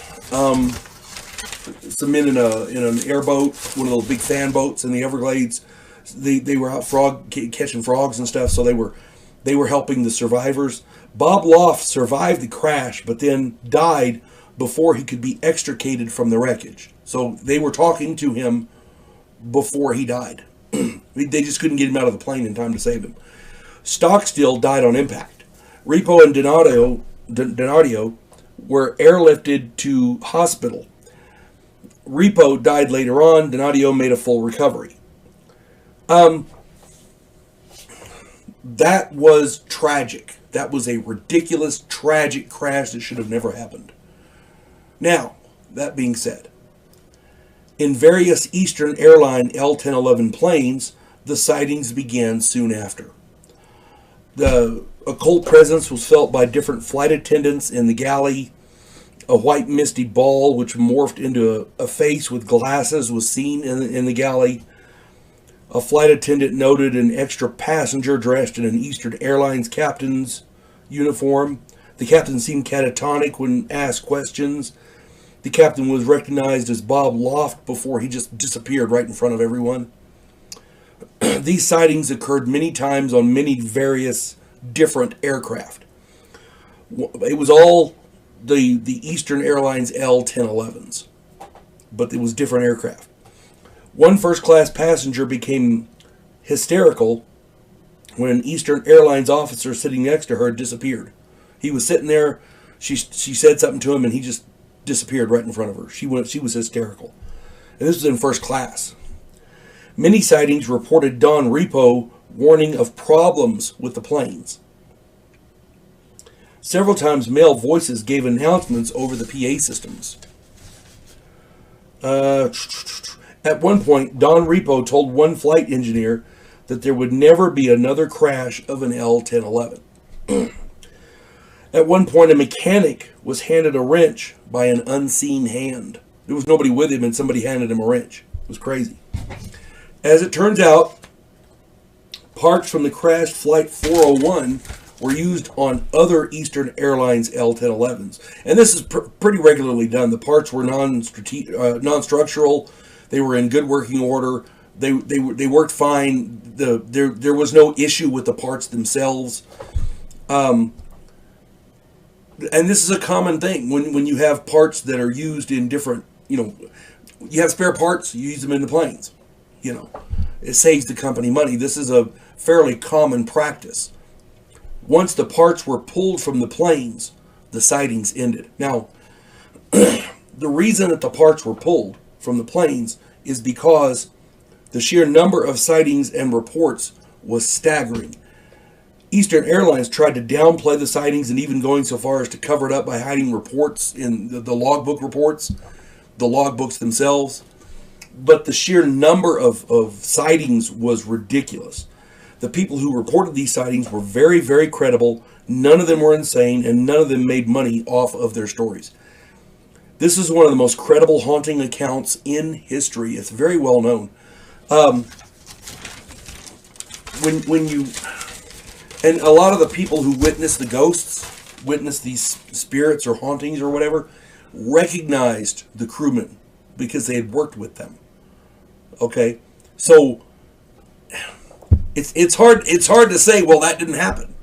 You know what I'm saying? This is very, very credible. It's a very credible situation. So the next time you're seated on an airplane and there's an airline officer sitting next to you, you might want to be wary. Just saying. I've done videos on paranormal events and demonic activity. Go and check those out. In those, I talk about the Amityville house, where at the very least, strange events occurred. There's a lot of people who think that it was all a hoax. And it may have been, I don't know. But there is one event that cannot be disputed. Somebody went room to room, killing 6 people with a rifle, 35 caliber Marlin rifle. That gun is loud. Anybody who argues that doesn't know guns. That is a loud freaking rifle. I have heard previous stories where it was a 308. I heard one excerpt where it was a shotgun. From the official report, it was a 35 caliber Marlin. So I'm trying to get that right, because I think I got it wrong in some other videos. But regardless, a rifle is loud. Anybody who disputes that is they don't know guns. They've never been to the range. Here's the thing: this guy went room to room with a 35 caliber Marlin rifle, and nobody bothered to wake up. Nobody bothered to say, "Holy crap," and jump out a window. Furthermore, no neighbors heard anything about it. Okay, that event did occur. The neighbors had no idea. They didn't hear any gunfire. It was early in the morning. None of the victims were on drugs or any sedatives or anything like that. Nobody woke up and tried to escape. That's ridiculous. Let me get into the crux of this. That's the event that did in fact happen that makes me think there was something paranormal here. That doesn't make sense to me. Here we go. The house at 112 Ocean Avenue in Amityville, New York, was built in 1925. The house has had a rich history of paranormal events since 1974. Now, the event that happened in 1974 was Ronald DeFeo Jr. shot and killed 6 members of his family in the house. That's the event I was telling you about. He was sentenced to 6 25-year terms and died in custody in 2021. This man went room to room with a rifle shooting people, and nobody bothered to wake up. There were no neighbors heard any gunshots, and nobody was on drugs or any sedatives or anything like that. So that's out the window. Something happened to keep these people asleep. Okay, now, if you go looking for the house, I believe they've changed the address because of tourism and people were showing up and trying to get in to see the place and what all. So they may have changed the address. I'm not sure what it is. They may have changed it twice. At any rate, after this happened, this event with the guy shooting everybody, later on, another family named Lutz bought the house, but fled the premises after only 28 days, leaving all of their possessions. They never, ever went back. This was the impetus for a book called The Amityville Horror, and it's a number of TV movies and TV series and motion pictures based on this. So it's a big deal. It's well known. A lot of people say it's a hoax. I don't know. I honestly don't know. The paranormal activity during the Lutz occupancy was well documented. A friend of the family insisted they have the house blessed. From the first flick of holy water, he heard a masculine voice demand, "Get out." I'm sorry, if I'm standing there going to say a prayer and a masculine voice out of nowhere says, "Get out," I'm leaving. It's time to get the hell out of Dodge. That's just me. Call me weird. For those of you who don't know, I'm a gun guy. I like guns. I'm armed to the teeth. What the hell's my gun going to do to that? It's time to go. This priest did not tell the Lutzes, but phoned later to warn them to stay out of the second-story room where he'd heard the voice. The call was cut short by static, so he never actually got to deliver that warning. The priest later developed a high fever and blisters on his hands. I've heard that it was something like stigmata, but I'm not going to get into that. I don't know Catholic religion that well. I'm not going to claim to. I'm not going to disrespect anybody by trying to explain it because I don't know. You guys can look that up on your own. Talk to somebody who does know.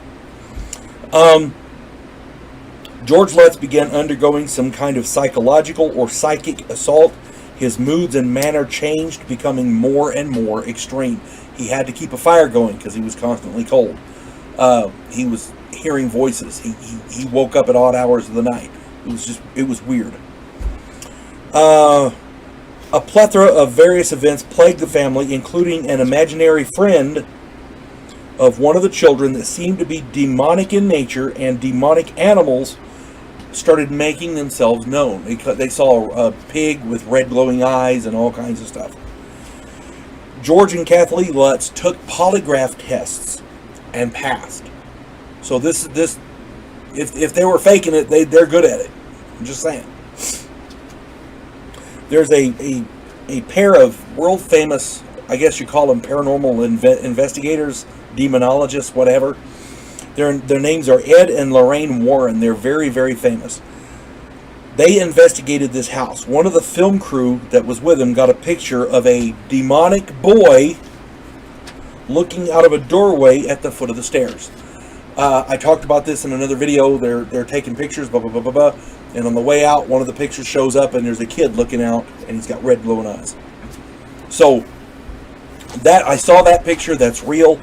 Many people feel that this was a hoax to sell books and make movies for profit. Regardless of any of that, how does a man kill 6 people who were not drugged and none of them bother to wake up, nor do any neighbors hear the shots? That right there, to me, screams paranormal. And there have been another number of people who tried to go and investigate that house.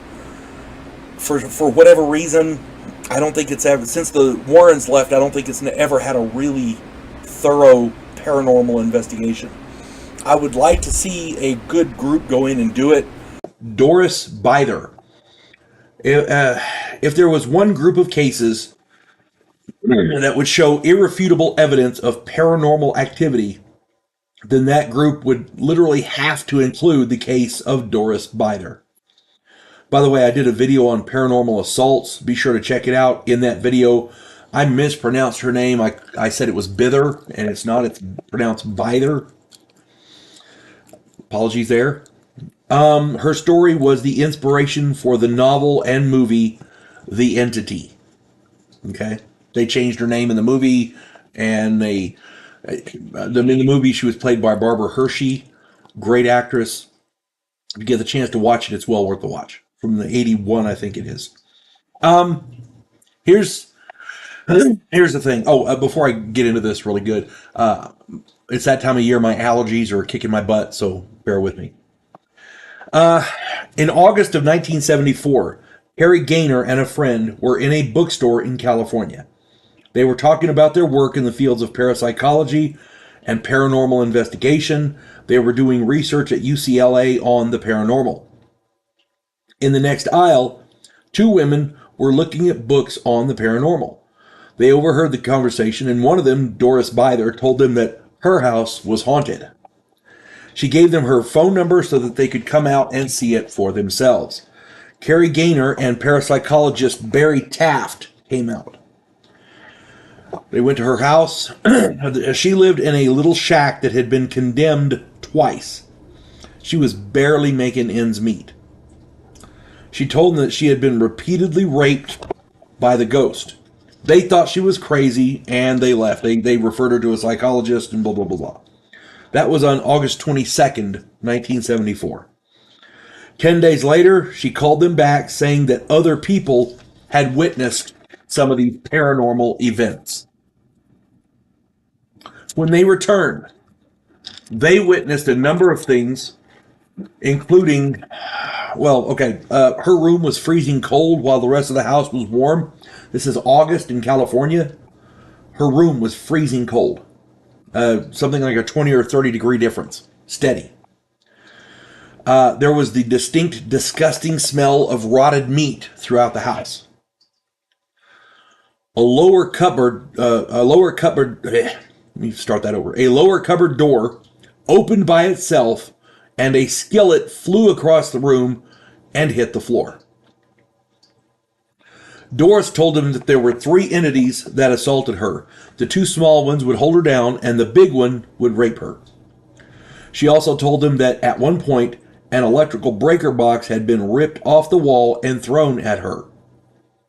Other people had witnessed these events. Doris Bither, I'll get it right in a minute. Doris Bither had 4 children. The oldest one was a teenager. He said that he had witnessed her being attacked by nothing. When he tried to help her, he was thrown across the room. Taft and Gaynor had dozens of researchers in her house, and they all witnessed glowing balls of lime green light zipping around the room.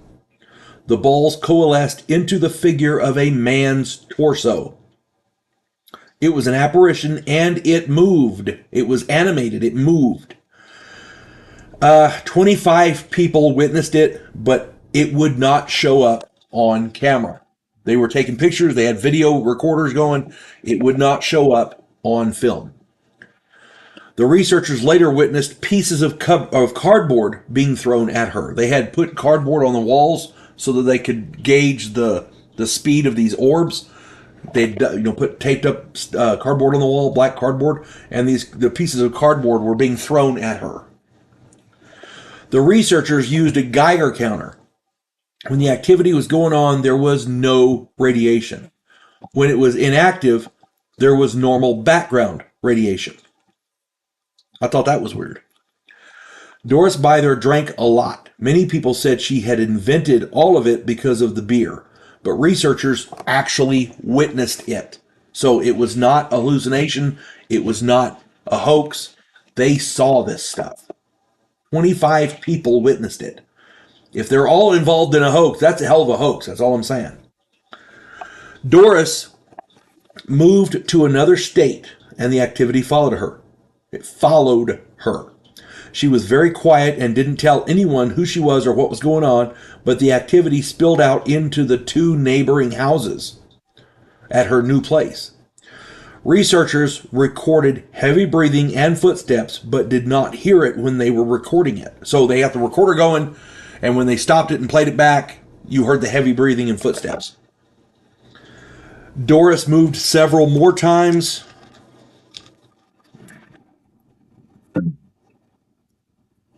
And the activity continued to follow her. The rapes have become less frequent, but activity continued. This is one of the better documented cases of paranormal assault. The smell of rotting meat is a classic symptom of demonic activity. I've talked about that in at least one other video. I think it was the Conjuring House video. I can't remember what it's called. But anyway, Doris Byther had a tumultuous time during her teenage years, being disowned and kicked out before she turned 18. She had 4 children by 4 different men and was divorced multiple times. This kind of bad life experiences are the fertile ground where demonic activity grows. It's an inn. People have bad life experiences. There's assault, there's violence, there's, murders, things like that. That's where demonic activity thrives. That's where that it gives them an open door to come in, essentially. Most cases of demonic possession follow abuse and this type of bad experiences. Doris was not possessed that we know of, but she certainly experienced paranormal events, including poltergeist activity and possibly demonic activity. That much is absolutely certain. And people, you hear about it today, oh yeah, it was all fake. She just faked it all. She was a drunk. She was hallucinating. 25 people don't hallucinate the same thing. You cannot get a hallucination on film. They film these orbs. They didn't get the torso, but they got the orbs on film. You cannot film a hallucination. It doesn't work that way. Infield haunting. For those of you who are not aware, the infield haunting is also called the infield poltergeist. It was took place in England back in the 70s. Many people are aware of this incident through the movie The Conjuring 2. Most of the people who have seen this really great movie are unaware that it is based on a true story. In August of 1977, Peggy Hodgson, Hodgson, Hodgson, called the police to her rented home at 284 Green Street in Enfield, London. She claimed that she had witnessed paranormal activity, including furniture moving and knocking sounds in the walls. 2 police constables investigated the calls, because there were multiple calls. The first was a male constable who witnessed a chair wobble and slide across the floor, but could not determine a cause. He actually put that in his police report. The second one was a female constable witnessed toys and other objects being thrown across the room. One of the toys actually hit her. She also put this in her report. This is 2 separate calls. Over a period of 18 months, more than 30 people, including neighbors, psychic researchers, and journalists, witnessed furniture moving on its own, objects being thrown across the room, and Miss Hodgson's children levitating off the floor. Knocking noises, gruff, disembodied voices, and other odd sounds were also recorded. One of the daughters, on several occasions, began speaking in an old man's voice, and the old man was pissed off. That's all I'm saying. The voices identified themselves separately as Bill Wilkins and Joe Watkins. A slew of paranormal investigators were called in, most notably demonologists Ed and Lorraine Warren. They visited the home in 1978 and were convinced that the events had a supernatural explanation. There are some who claim that the entire case was a hoax, an elaborate set of tricks instigated by the children. And I don't know. I honestly can't say. However, this is what we do know. 2 separate law enforcement officers witnessed objects moving with no discernible cause. There was no wires or ropes or anything. There was nobody around. A chair slid across the room. Toys were being thrown. One of them hit an officer. Regardless of whatever else may or may not have been faked, the 2 police constables' reports are above reproach. When objects move by themselves, in full view of law enforcement personnel, you have to figure something paranormal is going on. I'm just saying.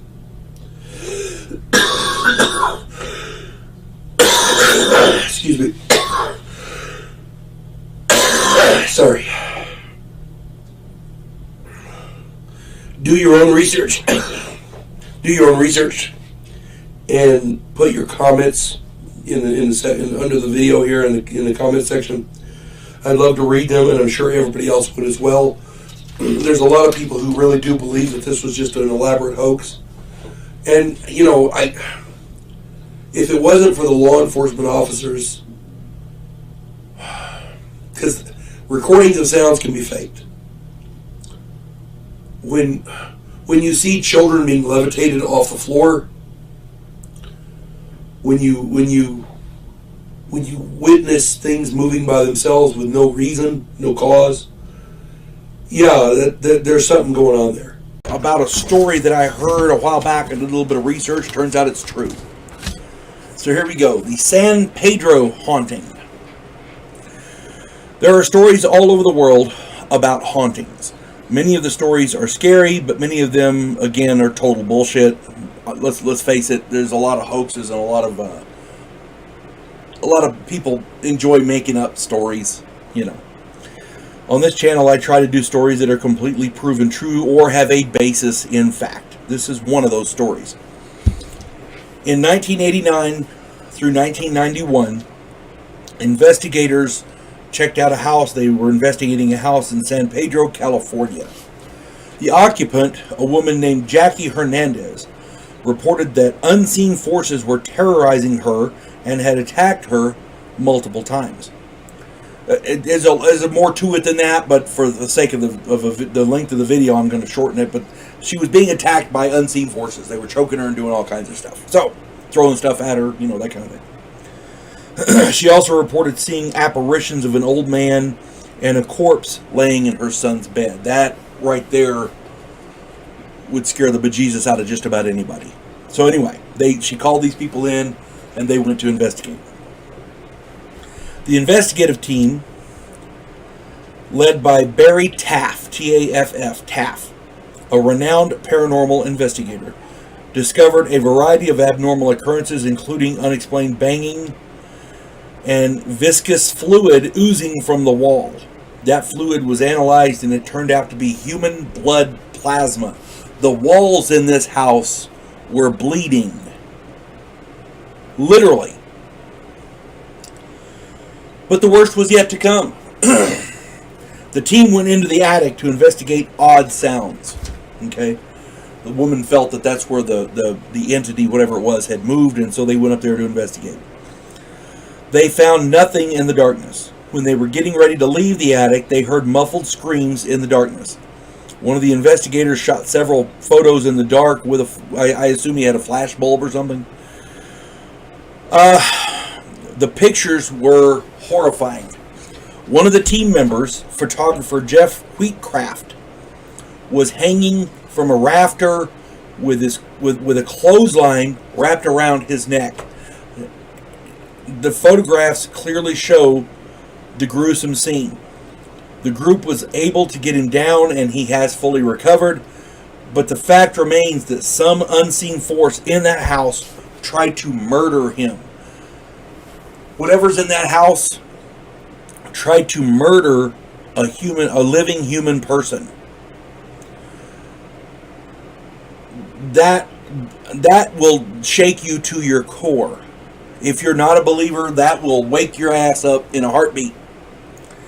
As an investigator, your job is to find out the truth no matter where the facts lead you. As a paranormal investigator, sometimes those facts lead you into dark places. Sometimes facts, when you're investigating a ghost or a haunting or something like that, some sort of a paranormal activity, sometimes the facts aren't real clear. It's pretty clear that whatever's in that house didn't want them there. Sometimes facts lead you into dark places. In the dark places is where evil dwells. Sometimes evil just wants to be left alone. And it's ready, willing, and able to kill to be left alone. That would be a traumatic event. And this fellow Jeff Wheatcraft, evidently he has recovered from that. But I can't see that not having an effect on him, lasting effect. If he ever went back into that house as part of that investigation, that is a hell of a man right there. This thing tried to murder him. It's a non-corporeal entity that was able to try to strangle him, to hang him from a rafter. I try to go at this with a neutral perspective. I don't know if there's ghosts or not, but here's what happened, and decide for yourself, kind of thing. That's pretty fucking plain. I'm sorry, I don't mean to sound disgusting or pardon my foul language, but I try to keep this, as civil as possible. But it doesn't get much more plain than that. Something in there wanted him out, and it was willing to kill to get him out. South Shields poltergeist. This is a relatively new story, but it's very scary nonetheless. For those of you who don't know, the word poltergeist, great movie by the way, but the word poltergeist means noisy ghost. Poltergeist cases are some of the most fascinating in the paranormal world. This one is scarier than most. A young couple and their young son were living in a beautiful terraced home in the gentle coastal town of South Wales in the United Kingdom. Their home life was idyllic until late 2005.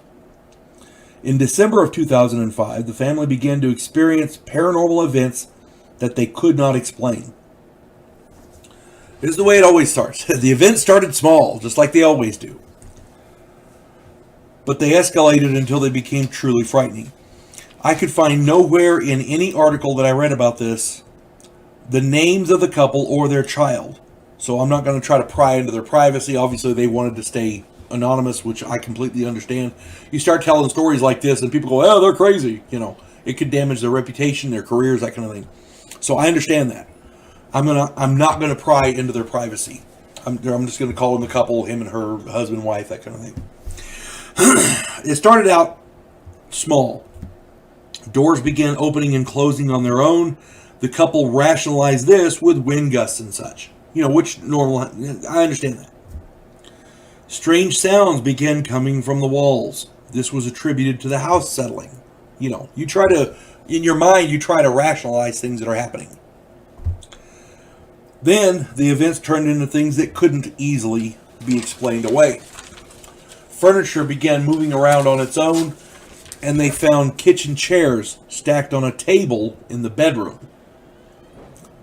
Then a large, heavy chest of drawers was moved from one bedroom to another bedroom. In some cases, the furniture movement was seen or heard. Yeah, when you see or hear it, and there's nobody in the house but you, something's up. Then, knocking, thudding sounds, and bangs could be heard getting louder and louder. Something obviously wanted to get their attention. Dramatic drops in temperature in specific rooms were very, very pronounced. But all that's relatively benign. Then, things got more sinister. The poltergeist turns its attention to the child's toys. One night, the couple was settling down in bed when a stuffed animal hit the wife in the head. This was quickly followed by a second stuffed toy, which was thrown with much more force and ferocity. While they were trying to figure out what was going on, a flurry of other toys pelted them from all directions, coming from nowhere, and sometimes stopping in midair to redirect their course. So it's flying in, it stops and changes direction and goes a different direction. The couple could do nothing but hide under their covers. Then a vicious tug of war began as an unseen force tried to rip the blanket off of the bed. The husband suddenly screamed in pain as the attack ended. The wife found 13 red scratches down his back. Those scratches disappeared by the next day. Yeah, that encounter right there, I'd be moving. I mean, those of you who know me know I love my guns, and I'm a gun person. I believe in the Second Amendment. What the hell's a gun going to do to that? You know, I am woefully inadequately prepared for that. All I can do is pray. And I believe in the power of prayer. But if that's my only option, I'm going to do it from outside the house. Just saying. After that, the strange entity began using toys to try and frighten the family even further. The rocking horse was found hanging from the ceiling loft hatch. The couple was met by a toy bunny at the top of the stairs. The stuffed animal was clutching a box cutter in its paws. Toys would roll across the floor on their own. Toys would make eerie moaning noises and turn on by themselves. Yeah, I started to hate those electronic toys after a while. When my son was small. Then, a sink in the bathroom, was found overflowing with blood, which then suddenly disappeared. The poltergeist also sent threatening messages on the son's doodle board and on the couple's cell phones. Via text. They were getting text messages from nobody. These texts were very ominous, like, "You're dead," or "Just go now." "Die, bitch." "R.I.P." And "Go, bitch, now to your ma'am." On the doodle board, the messages were often supplemented by strange arcane shapes and symbols. None of the cell text messages could be traced to any phone or email account. It was crazy. Ghost hunters were called in to investigate, and these people witnessed many of the things that the couple reported. So it's not a hoax when the people you call in to investigate see them. The investigators also witnessed a large black shadow lurking about the house. The shadow entity seemed to be aware they were investigating it, because when they tried to take pictures of it, it was either gone or just didn't show up on the film.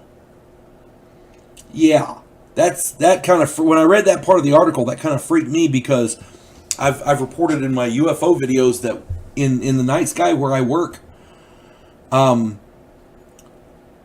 see lights in the sky. I do that a lot.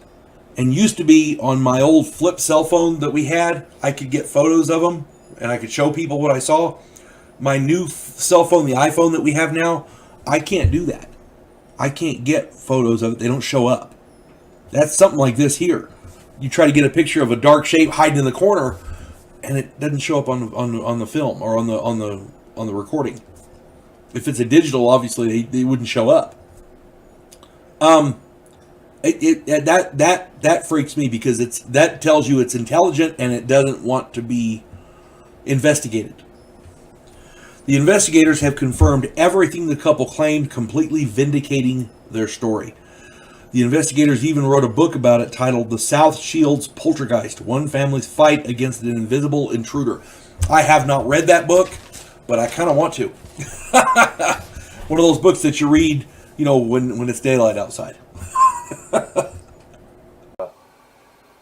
friend of mine asked me the other day if I'd had paranormal experiences. Do I believe in ghosts? I don't know. I honestly don't know. As far as UFOs, the Navy says that UFOs are real. So, who might argue with them? They're the experts, as it were. And I mentioned this in another video. I do see lights in the sky where I work. They're fairly common. They don't look like airplanes or helicopters or anything I can identify. So they are technically unidentified. And they're moving around in the night sky, so they're flying. And if they're emitting light, chances are they're an object. So unidentified flying object. Are they aliens? I have no clue. But I see them from time to time. On my old phone, I could get photographs of them. My old flip phone. They don't seem to want to show up on my new iPhone. The iPhone that my wife got. Just in here. Okay. I don't know why. They won't show up on those. I've taken multiple pictures of various different ones, and they don't show up. So, if they're not showing up on your phone when you take a picture of them, you know, take from that what you will, because that defies my logic. At any rate, so I do see stuff I can't explain. So, as far as ghosts or spirits or whatever, I used to work at the hospital in a little town called Clovis, and it's a great hospital. They do good work. But I worked in housekeeping there years ago, and one night I worked the evening shift. I used to get off around midnight or so. Excuse me. So, if you've ever been in the hospital in Clovis, you'll know what I'm talking about. They have the main entryway, and then over here they have, it's not ICU, it's one of the wings where they keep patients. They have rooms in there and the whole nine. It's one of the wards. And there's a hallway that runs across there.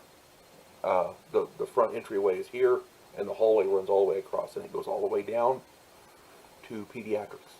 I believe it was pediatrics. And anyway, there was a time clock right there at the corner, and this other girl, and I was going to give her a lift home because she never arrived. So I'm waiting there. We're waiting by the time clock to clock out. And if you look down the hallway, we were standing there, and you're talking, and you look down that hallway, past the entryway is the gift shop. And beyond that, there's an exit that goes out into the patio, and we called it the smoking patio because that's essentially what patients and employees used it for. It was essentially a little outside place where you could sit and relax and whatever. But because they adopted that no smoking policy like every other hospital, you had to have some place to go to smoke. So at the time, that's where we smoked. I like a good cigar once in a while. Anyway, so we're standing there waiting, and down that hallway, you can see in front of the gift shop and beyond.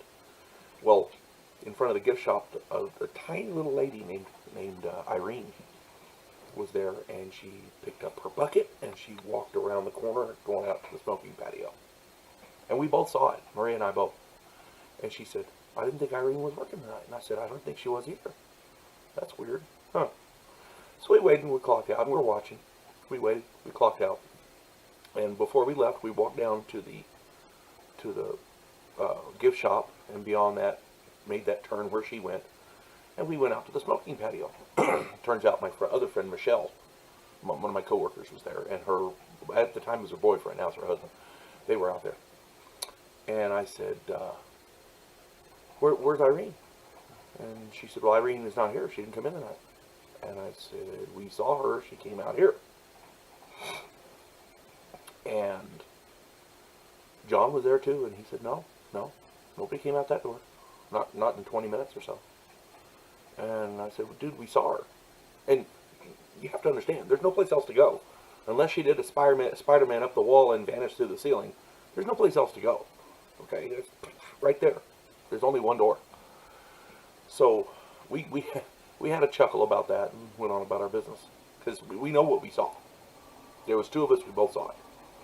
Nobody made it up. Nobody's, So anyway, excuse me. Next night we go in, and there was a lady there named Bernice. She worked the later shift, and she came in, and I said, "Maria and I saw the weirdest thing last night." She goes, "What do you mean?" And so I explained what we saw. She goes, "Oh, you saw, what was her name? There was a Kumika, I think her name was. I think she used the name Kumika." And I said, "Who's Kumika?" And she goes, "Okay, let me explain. Kumika looked exactly like Irene from the back. You couldn't tell them apart from a distance. They're both tiny little older ladies, So Kumika, and I believe that's the name. I'm going to use it because, at any rate, Kumika had worked there for years and years and years and had retired. On the day after she retired, they called her into work because they were shorthanded, and she was so dedicated, she went in and worked. On that night, the night after she retired, she had, I want to say, a stroke and died and collapsed right there in front of the gift shop. And so, and then they medevaced her out, and on the trip out, she died. That's my understanding of the situation. So, do I believe in ghosts? Maybe. I may have actually seen one. And I didn't make it up. I'm not, it's not a hallucination because somebody else saw it. And there's corroborating testimony, witness testimony, whatever, from Bernice. And so, anyway, that's my official ghost story. Now let's get on to I got 2 other quick stories to tell you. My wife and my son, her whole family, as a matter of fact, are, I hesitate to use the word mediums, sensitives, but they see things.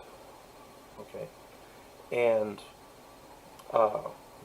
since we got married, there has been something in our house. And I know that this is going to sound weird, but it's helpful.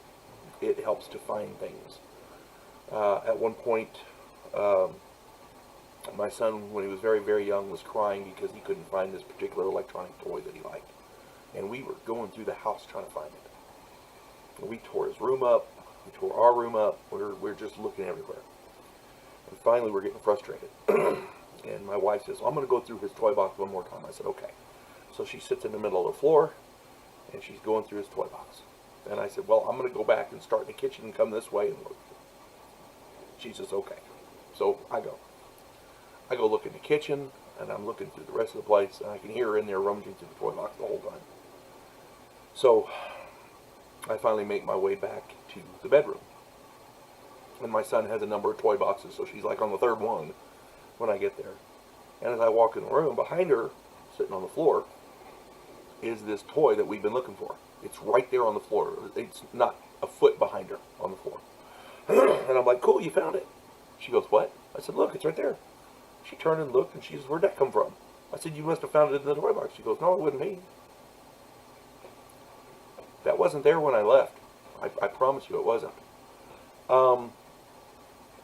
So, and there's another story that's interesting. This is about midday, and my wife and I and my son were at the house. I had the day off from work, and so I asked Hadrian, I said, do you want to go to the post office to get the mail? And he said, yeah, sure. So we go and we get in, because I put him on my lap. He likes to steer. I'm there, of course, but he likes to pretend like he's steering. At the time, he was very young. So we went to the post office. We had a good time. We were gone maybe 5 or 8 minutes or whatever, because it's just down the road. And we live in a small village.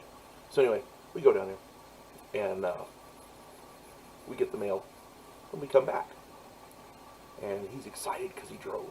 And so I'm getting out of the vehicle, and he jumps down, he runs out, and he swings that gate wide, he runs in there, mommy, mommy, mommy, I room. And I've got the mail in my hand, and I'm shutting the door, and I'm going over there and go behind him, shut the gate, and I can hear him in there talking to mommy, and mommy's talking back. Cool. No problem. So I go in there, and Hadrian is alone in the living room. And I heard him talking to his mom, and I heard his mom talking back. They were laughing. So I go in. He's alone in the living room. And I can hear the shower running in the other room. So I go back in there, and his mom's in the shower. And I said, baby, were you just in there? She goes, no, I got in the shower as soon as y'all left. I've been in here the whole time. I said, well, who's Hadrian talking to? She goes, what? So I go back in there, and keep in mind, my son's very young. And at the time, he's very young. And he said, I was talking to the lady. I said, what lady? Oh, she's not here now. So where was she? She was in the corner. Who is she? I don't know. She's a nice lady. I see her from time to time. So, yeah. That's enough to freak a parent right out. But, like I said, whatever's in the house is helpful, beneficial, benevolent. So, we don't really mind that. When we find something in a place where we've looked, we're looking for something and we look in place A, and then later on we come back to look again and it's there, we offer our thanks to the helpful spirit, whoever it is or whatever it is. Like I said, it doesn't seem harmful, so, you know. And now for the funny one. This one's hilarious. Excuse me. I'm going to work one night, and the road that I go down is a county road. It's very dark. There's a section of trees that for some reason moonlight doesn't get in there, and it's like it's like an abyss. It's like you're driving literally through an abyss. It's ridiculous. There's no light in there. There's nothing. And deer like to run out, so you slow down and you go through there. And so I'm driving. I'm driving towards that. I'm not there yet. I'm driving towards that. Excuse me. So, there's a road ahead, and this road, and a vehicle comes out, turns, and gets onto the road ahead of me. And it's dark. All I can see is their lights, so that's fine, no big deal. And because they made that turn, they're going slower than me, so I'm catching up to them. I'm getting ready to start slowing down, you know. And I notice one of their tail lights is blinking on and off, kind of erratically, not in a steady pattern, just, you know, kind of thing. So anyway, I get closer, and I notice there's something running along behind the car. And it was weird. I was like, holy crap, someone's running along behind the car. So I slow down a little bit, and I'm behind him. And as I get a little bit closer, it looks like a person. There's a shadow of a person in the taillights. I'm like, crap. So I don't want to, like, if this person falls, I don't want to, like, you know, run them over. So I slow down a lot. I'm behind them, keeping pace. And so as they pass in front of a farmhouse where there's a little bit more light right before we get to these trees, I catch a glimpse of what it is that's running along behind this car, and it's all black. It's the shape of a person, but there's no features. It's all black. And at night, where I'm at, as eerie as it is, oh my God, it looked like a demon chasing that car. It looked bad. It looked scary. So I slowed down a bit. You know, and they go on through this really dark area. It's eerie, and that every time you go through there, it sets your, you know, at night, it sets your nerves on edge, because, you know, something's going to jump out in front of you, or, you know, a deer or something, or, you know, it's literally not good. Excuse me. Oh, check. So, I'm following this car, and this car speeds up, so I speed up a little bit, you know, and we go over the hill. I'm going over the hill, and down there, they turn and park. So, I'm going past them, and I swear, as I pass them, there's a black humanoid shape hanging on the back of that car. It looks like a demon hanging on the back of that car. And I got to work, and I excuse me, this apparently cat wants to be on video. At any rate, I get to work, and I'm kind of shaking a little bit, you know, not shaking, but shaken a little bit. And I tell one of my coworkers about it, and I'm like, dude, it looked like a demon on the back of that car. That was freaky. He goes, you didn't stop? I said, hell no, I didn't stop. I got a 357 Magnum. What's that going to do? I'm sorry, but what the hell am I going to do, you know? And, of course, he looks at me like I'm crazy, because it sounds like a crazy story. So, I want to say it's the next day or maybe the day after. I'm down here at the store here in the village, and I'm overhearing this guy talking about that night. And he says his wife was loading everything into the back of her hatchback, and She can fit everything in there. They're taking some stuff up to their storage there in Cimarron. And she can fit everything in there except for the dressmaker's dummy. And so, excuse me, he really wants to be on camera. So, she ties it onto the back of the vehicle, the back of the hatchback, and she's going to drive it up there. Well, it keeps falling off and dragging along behind.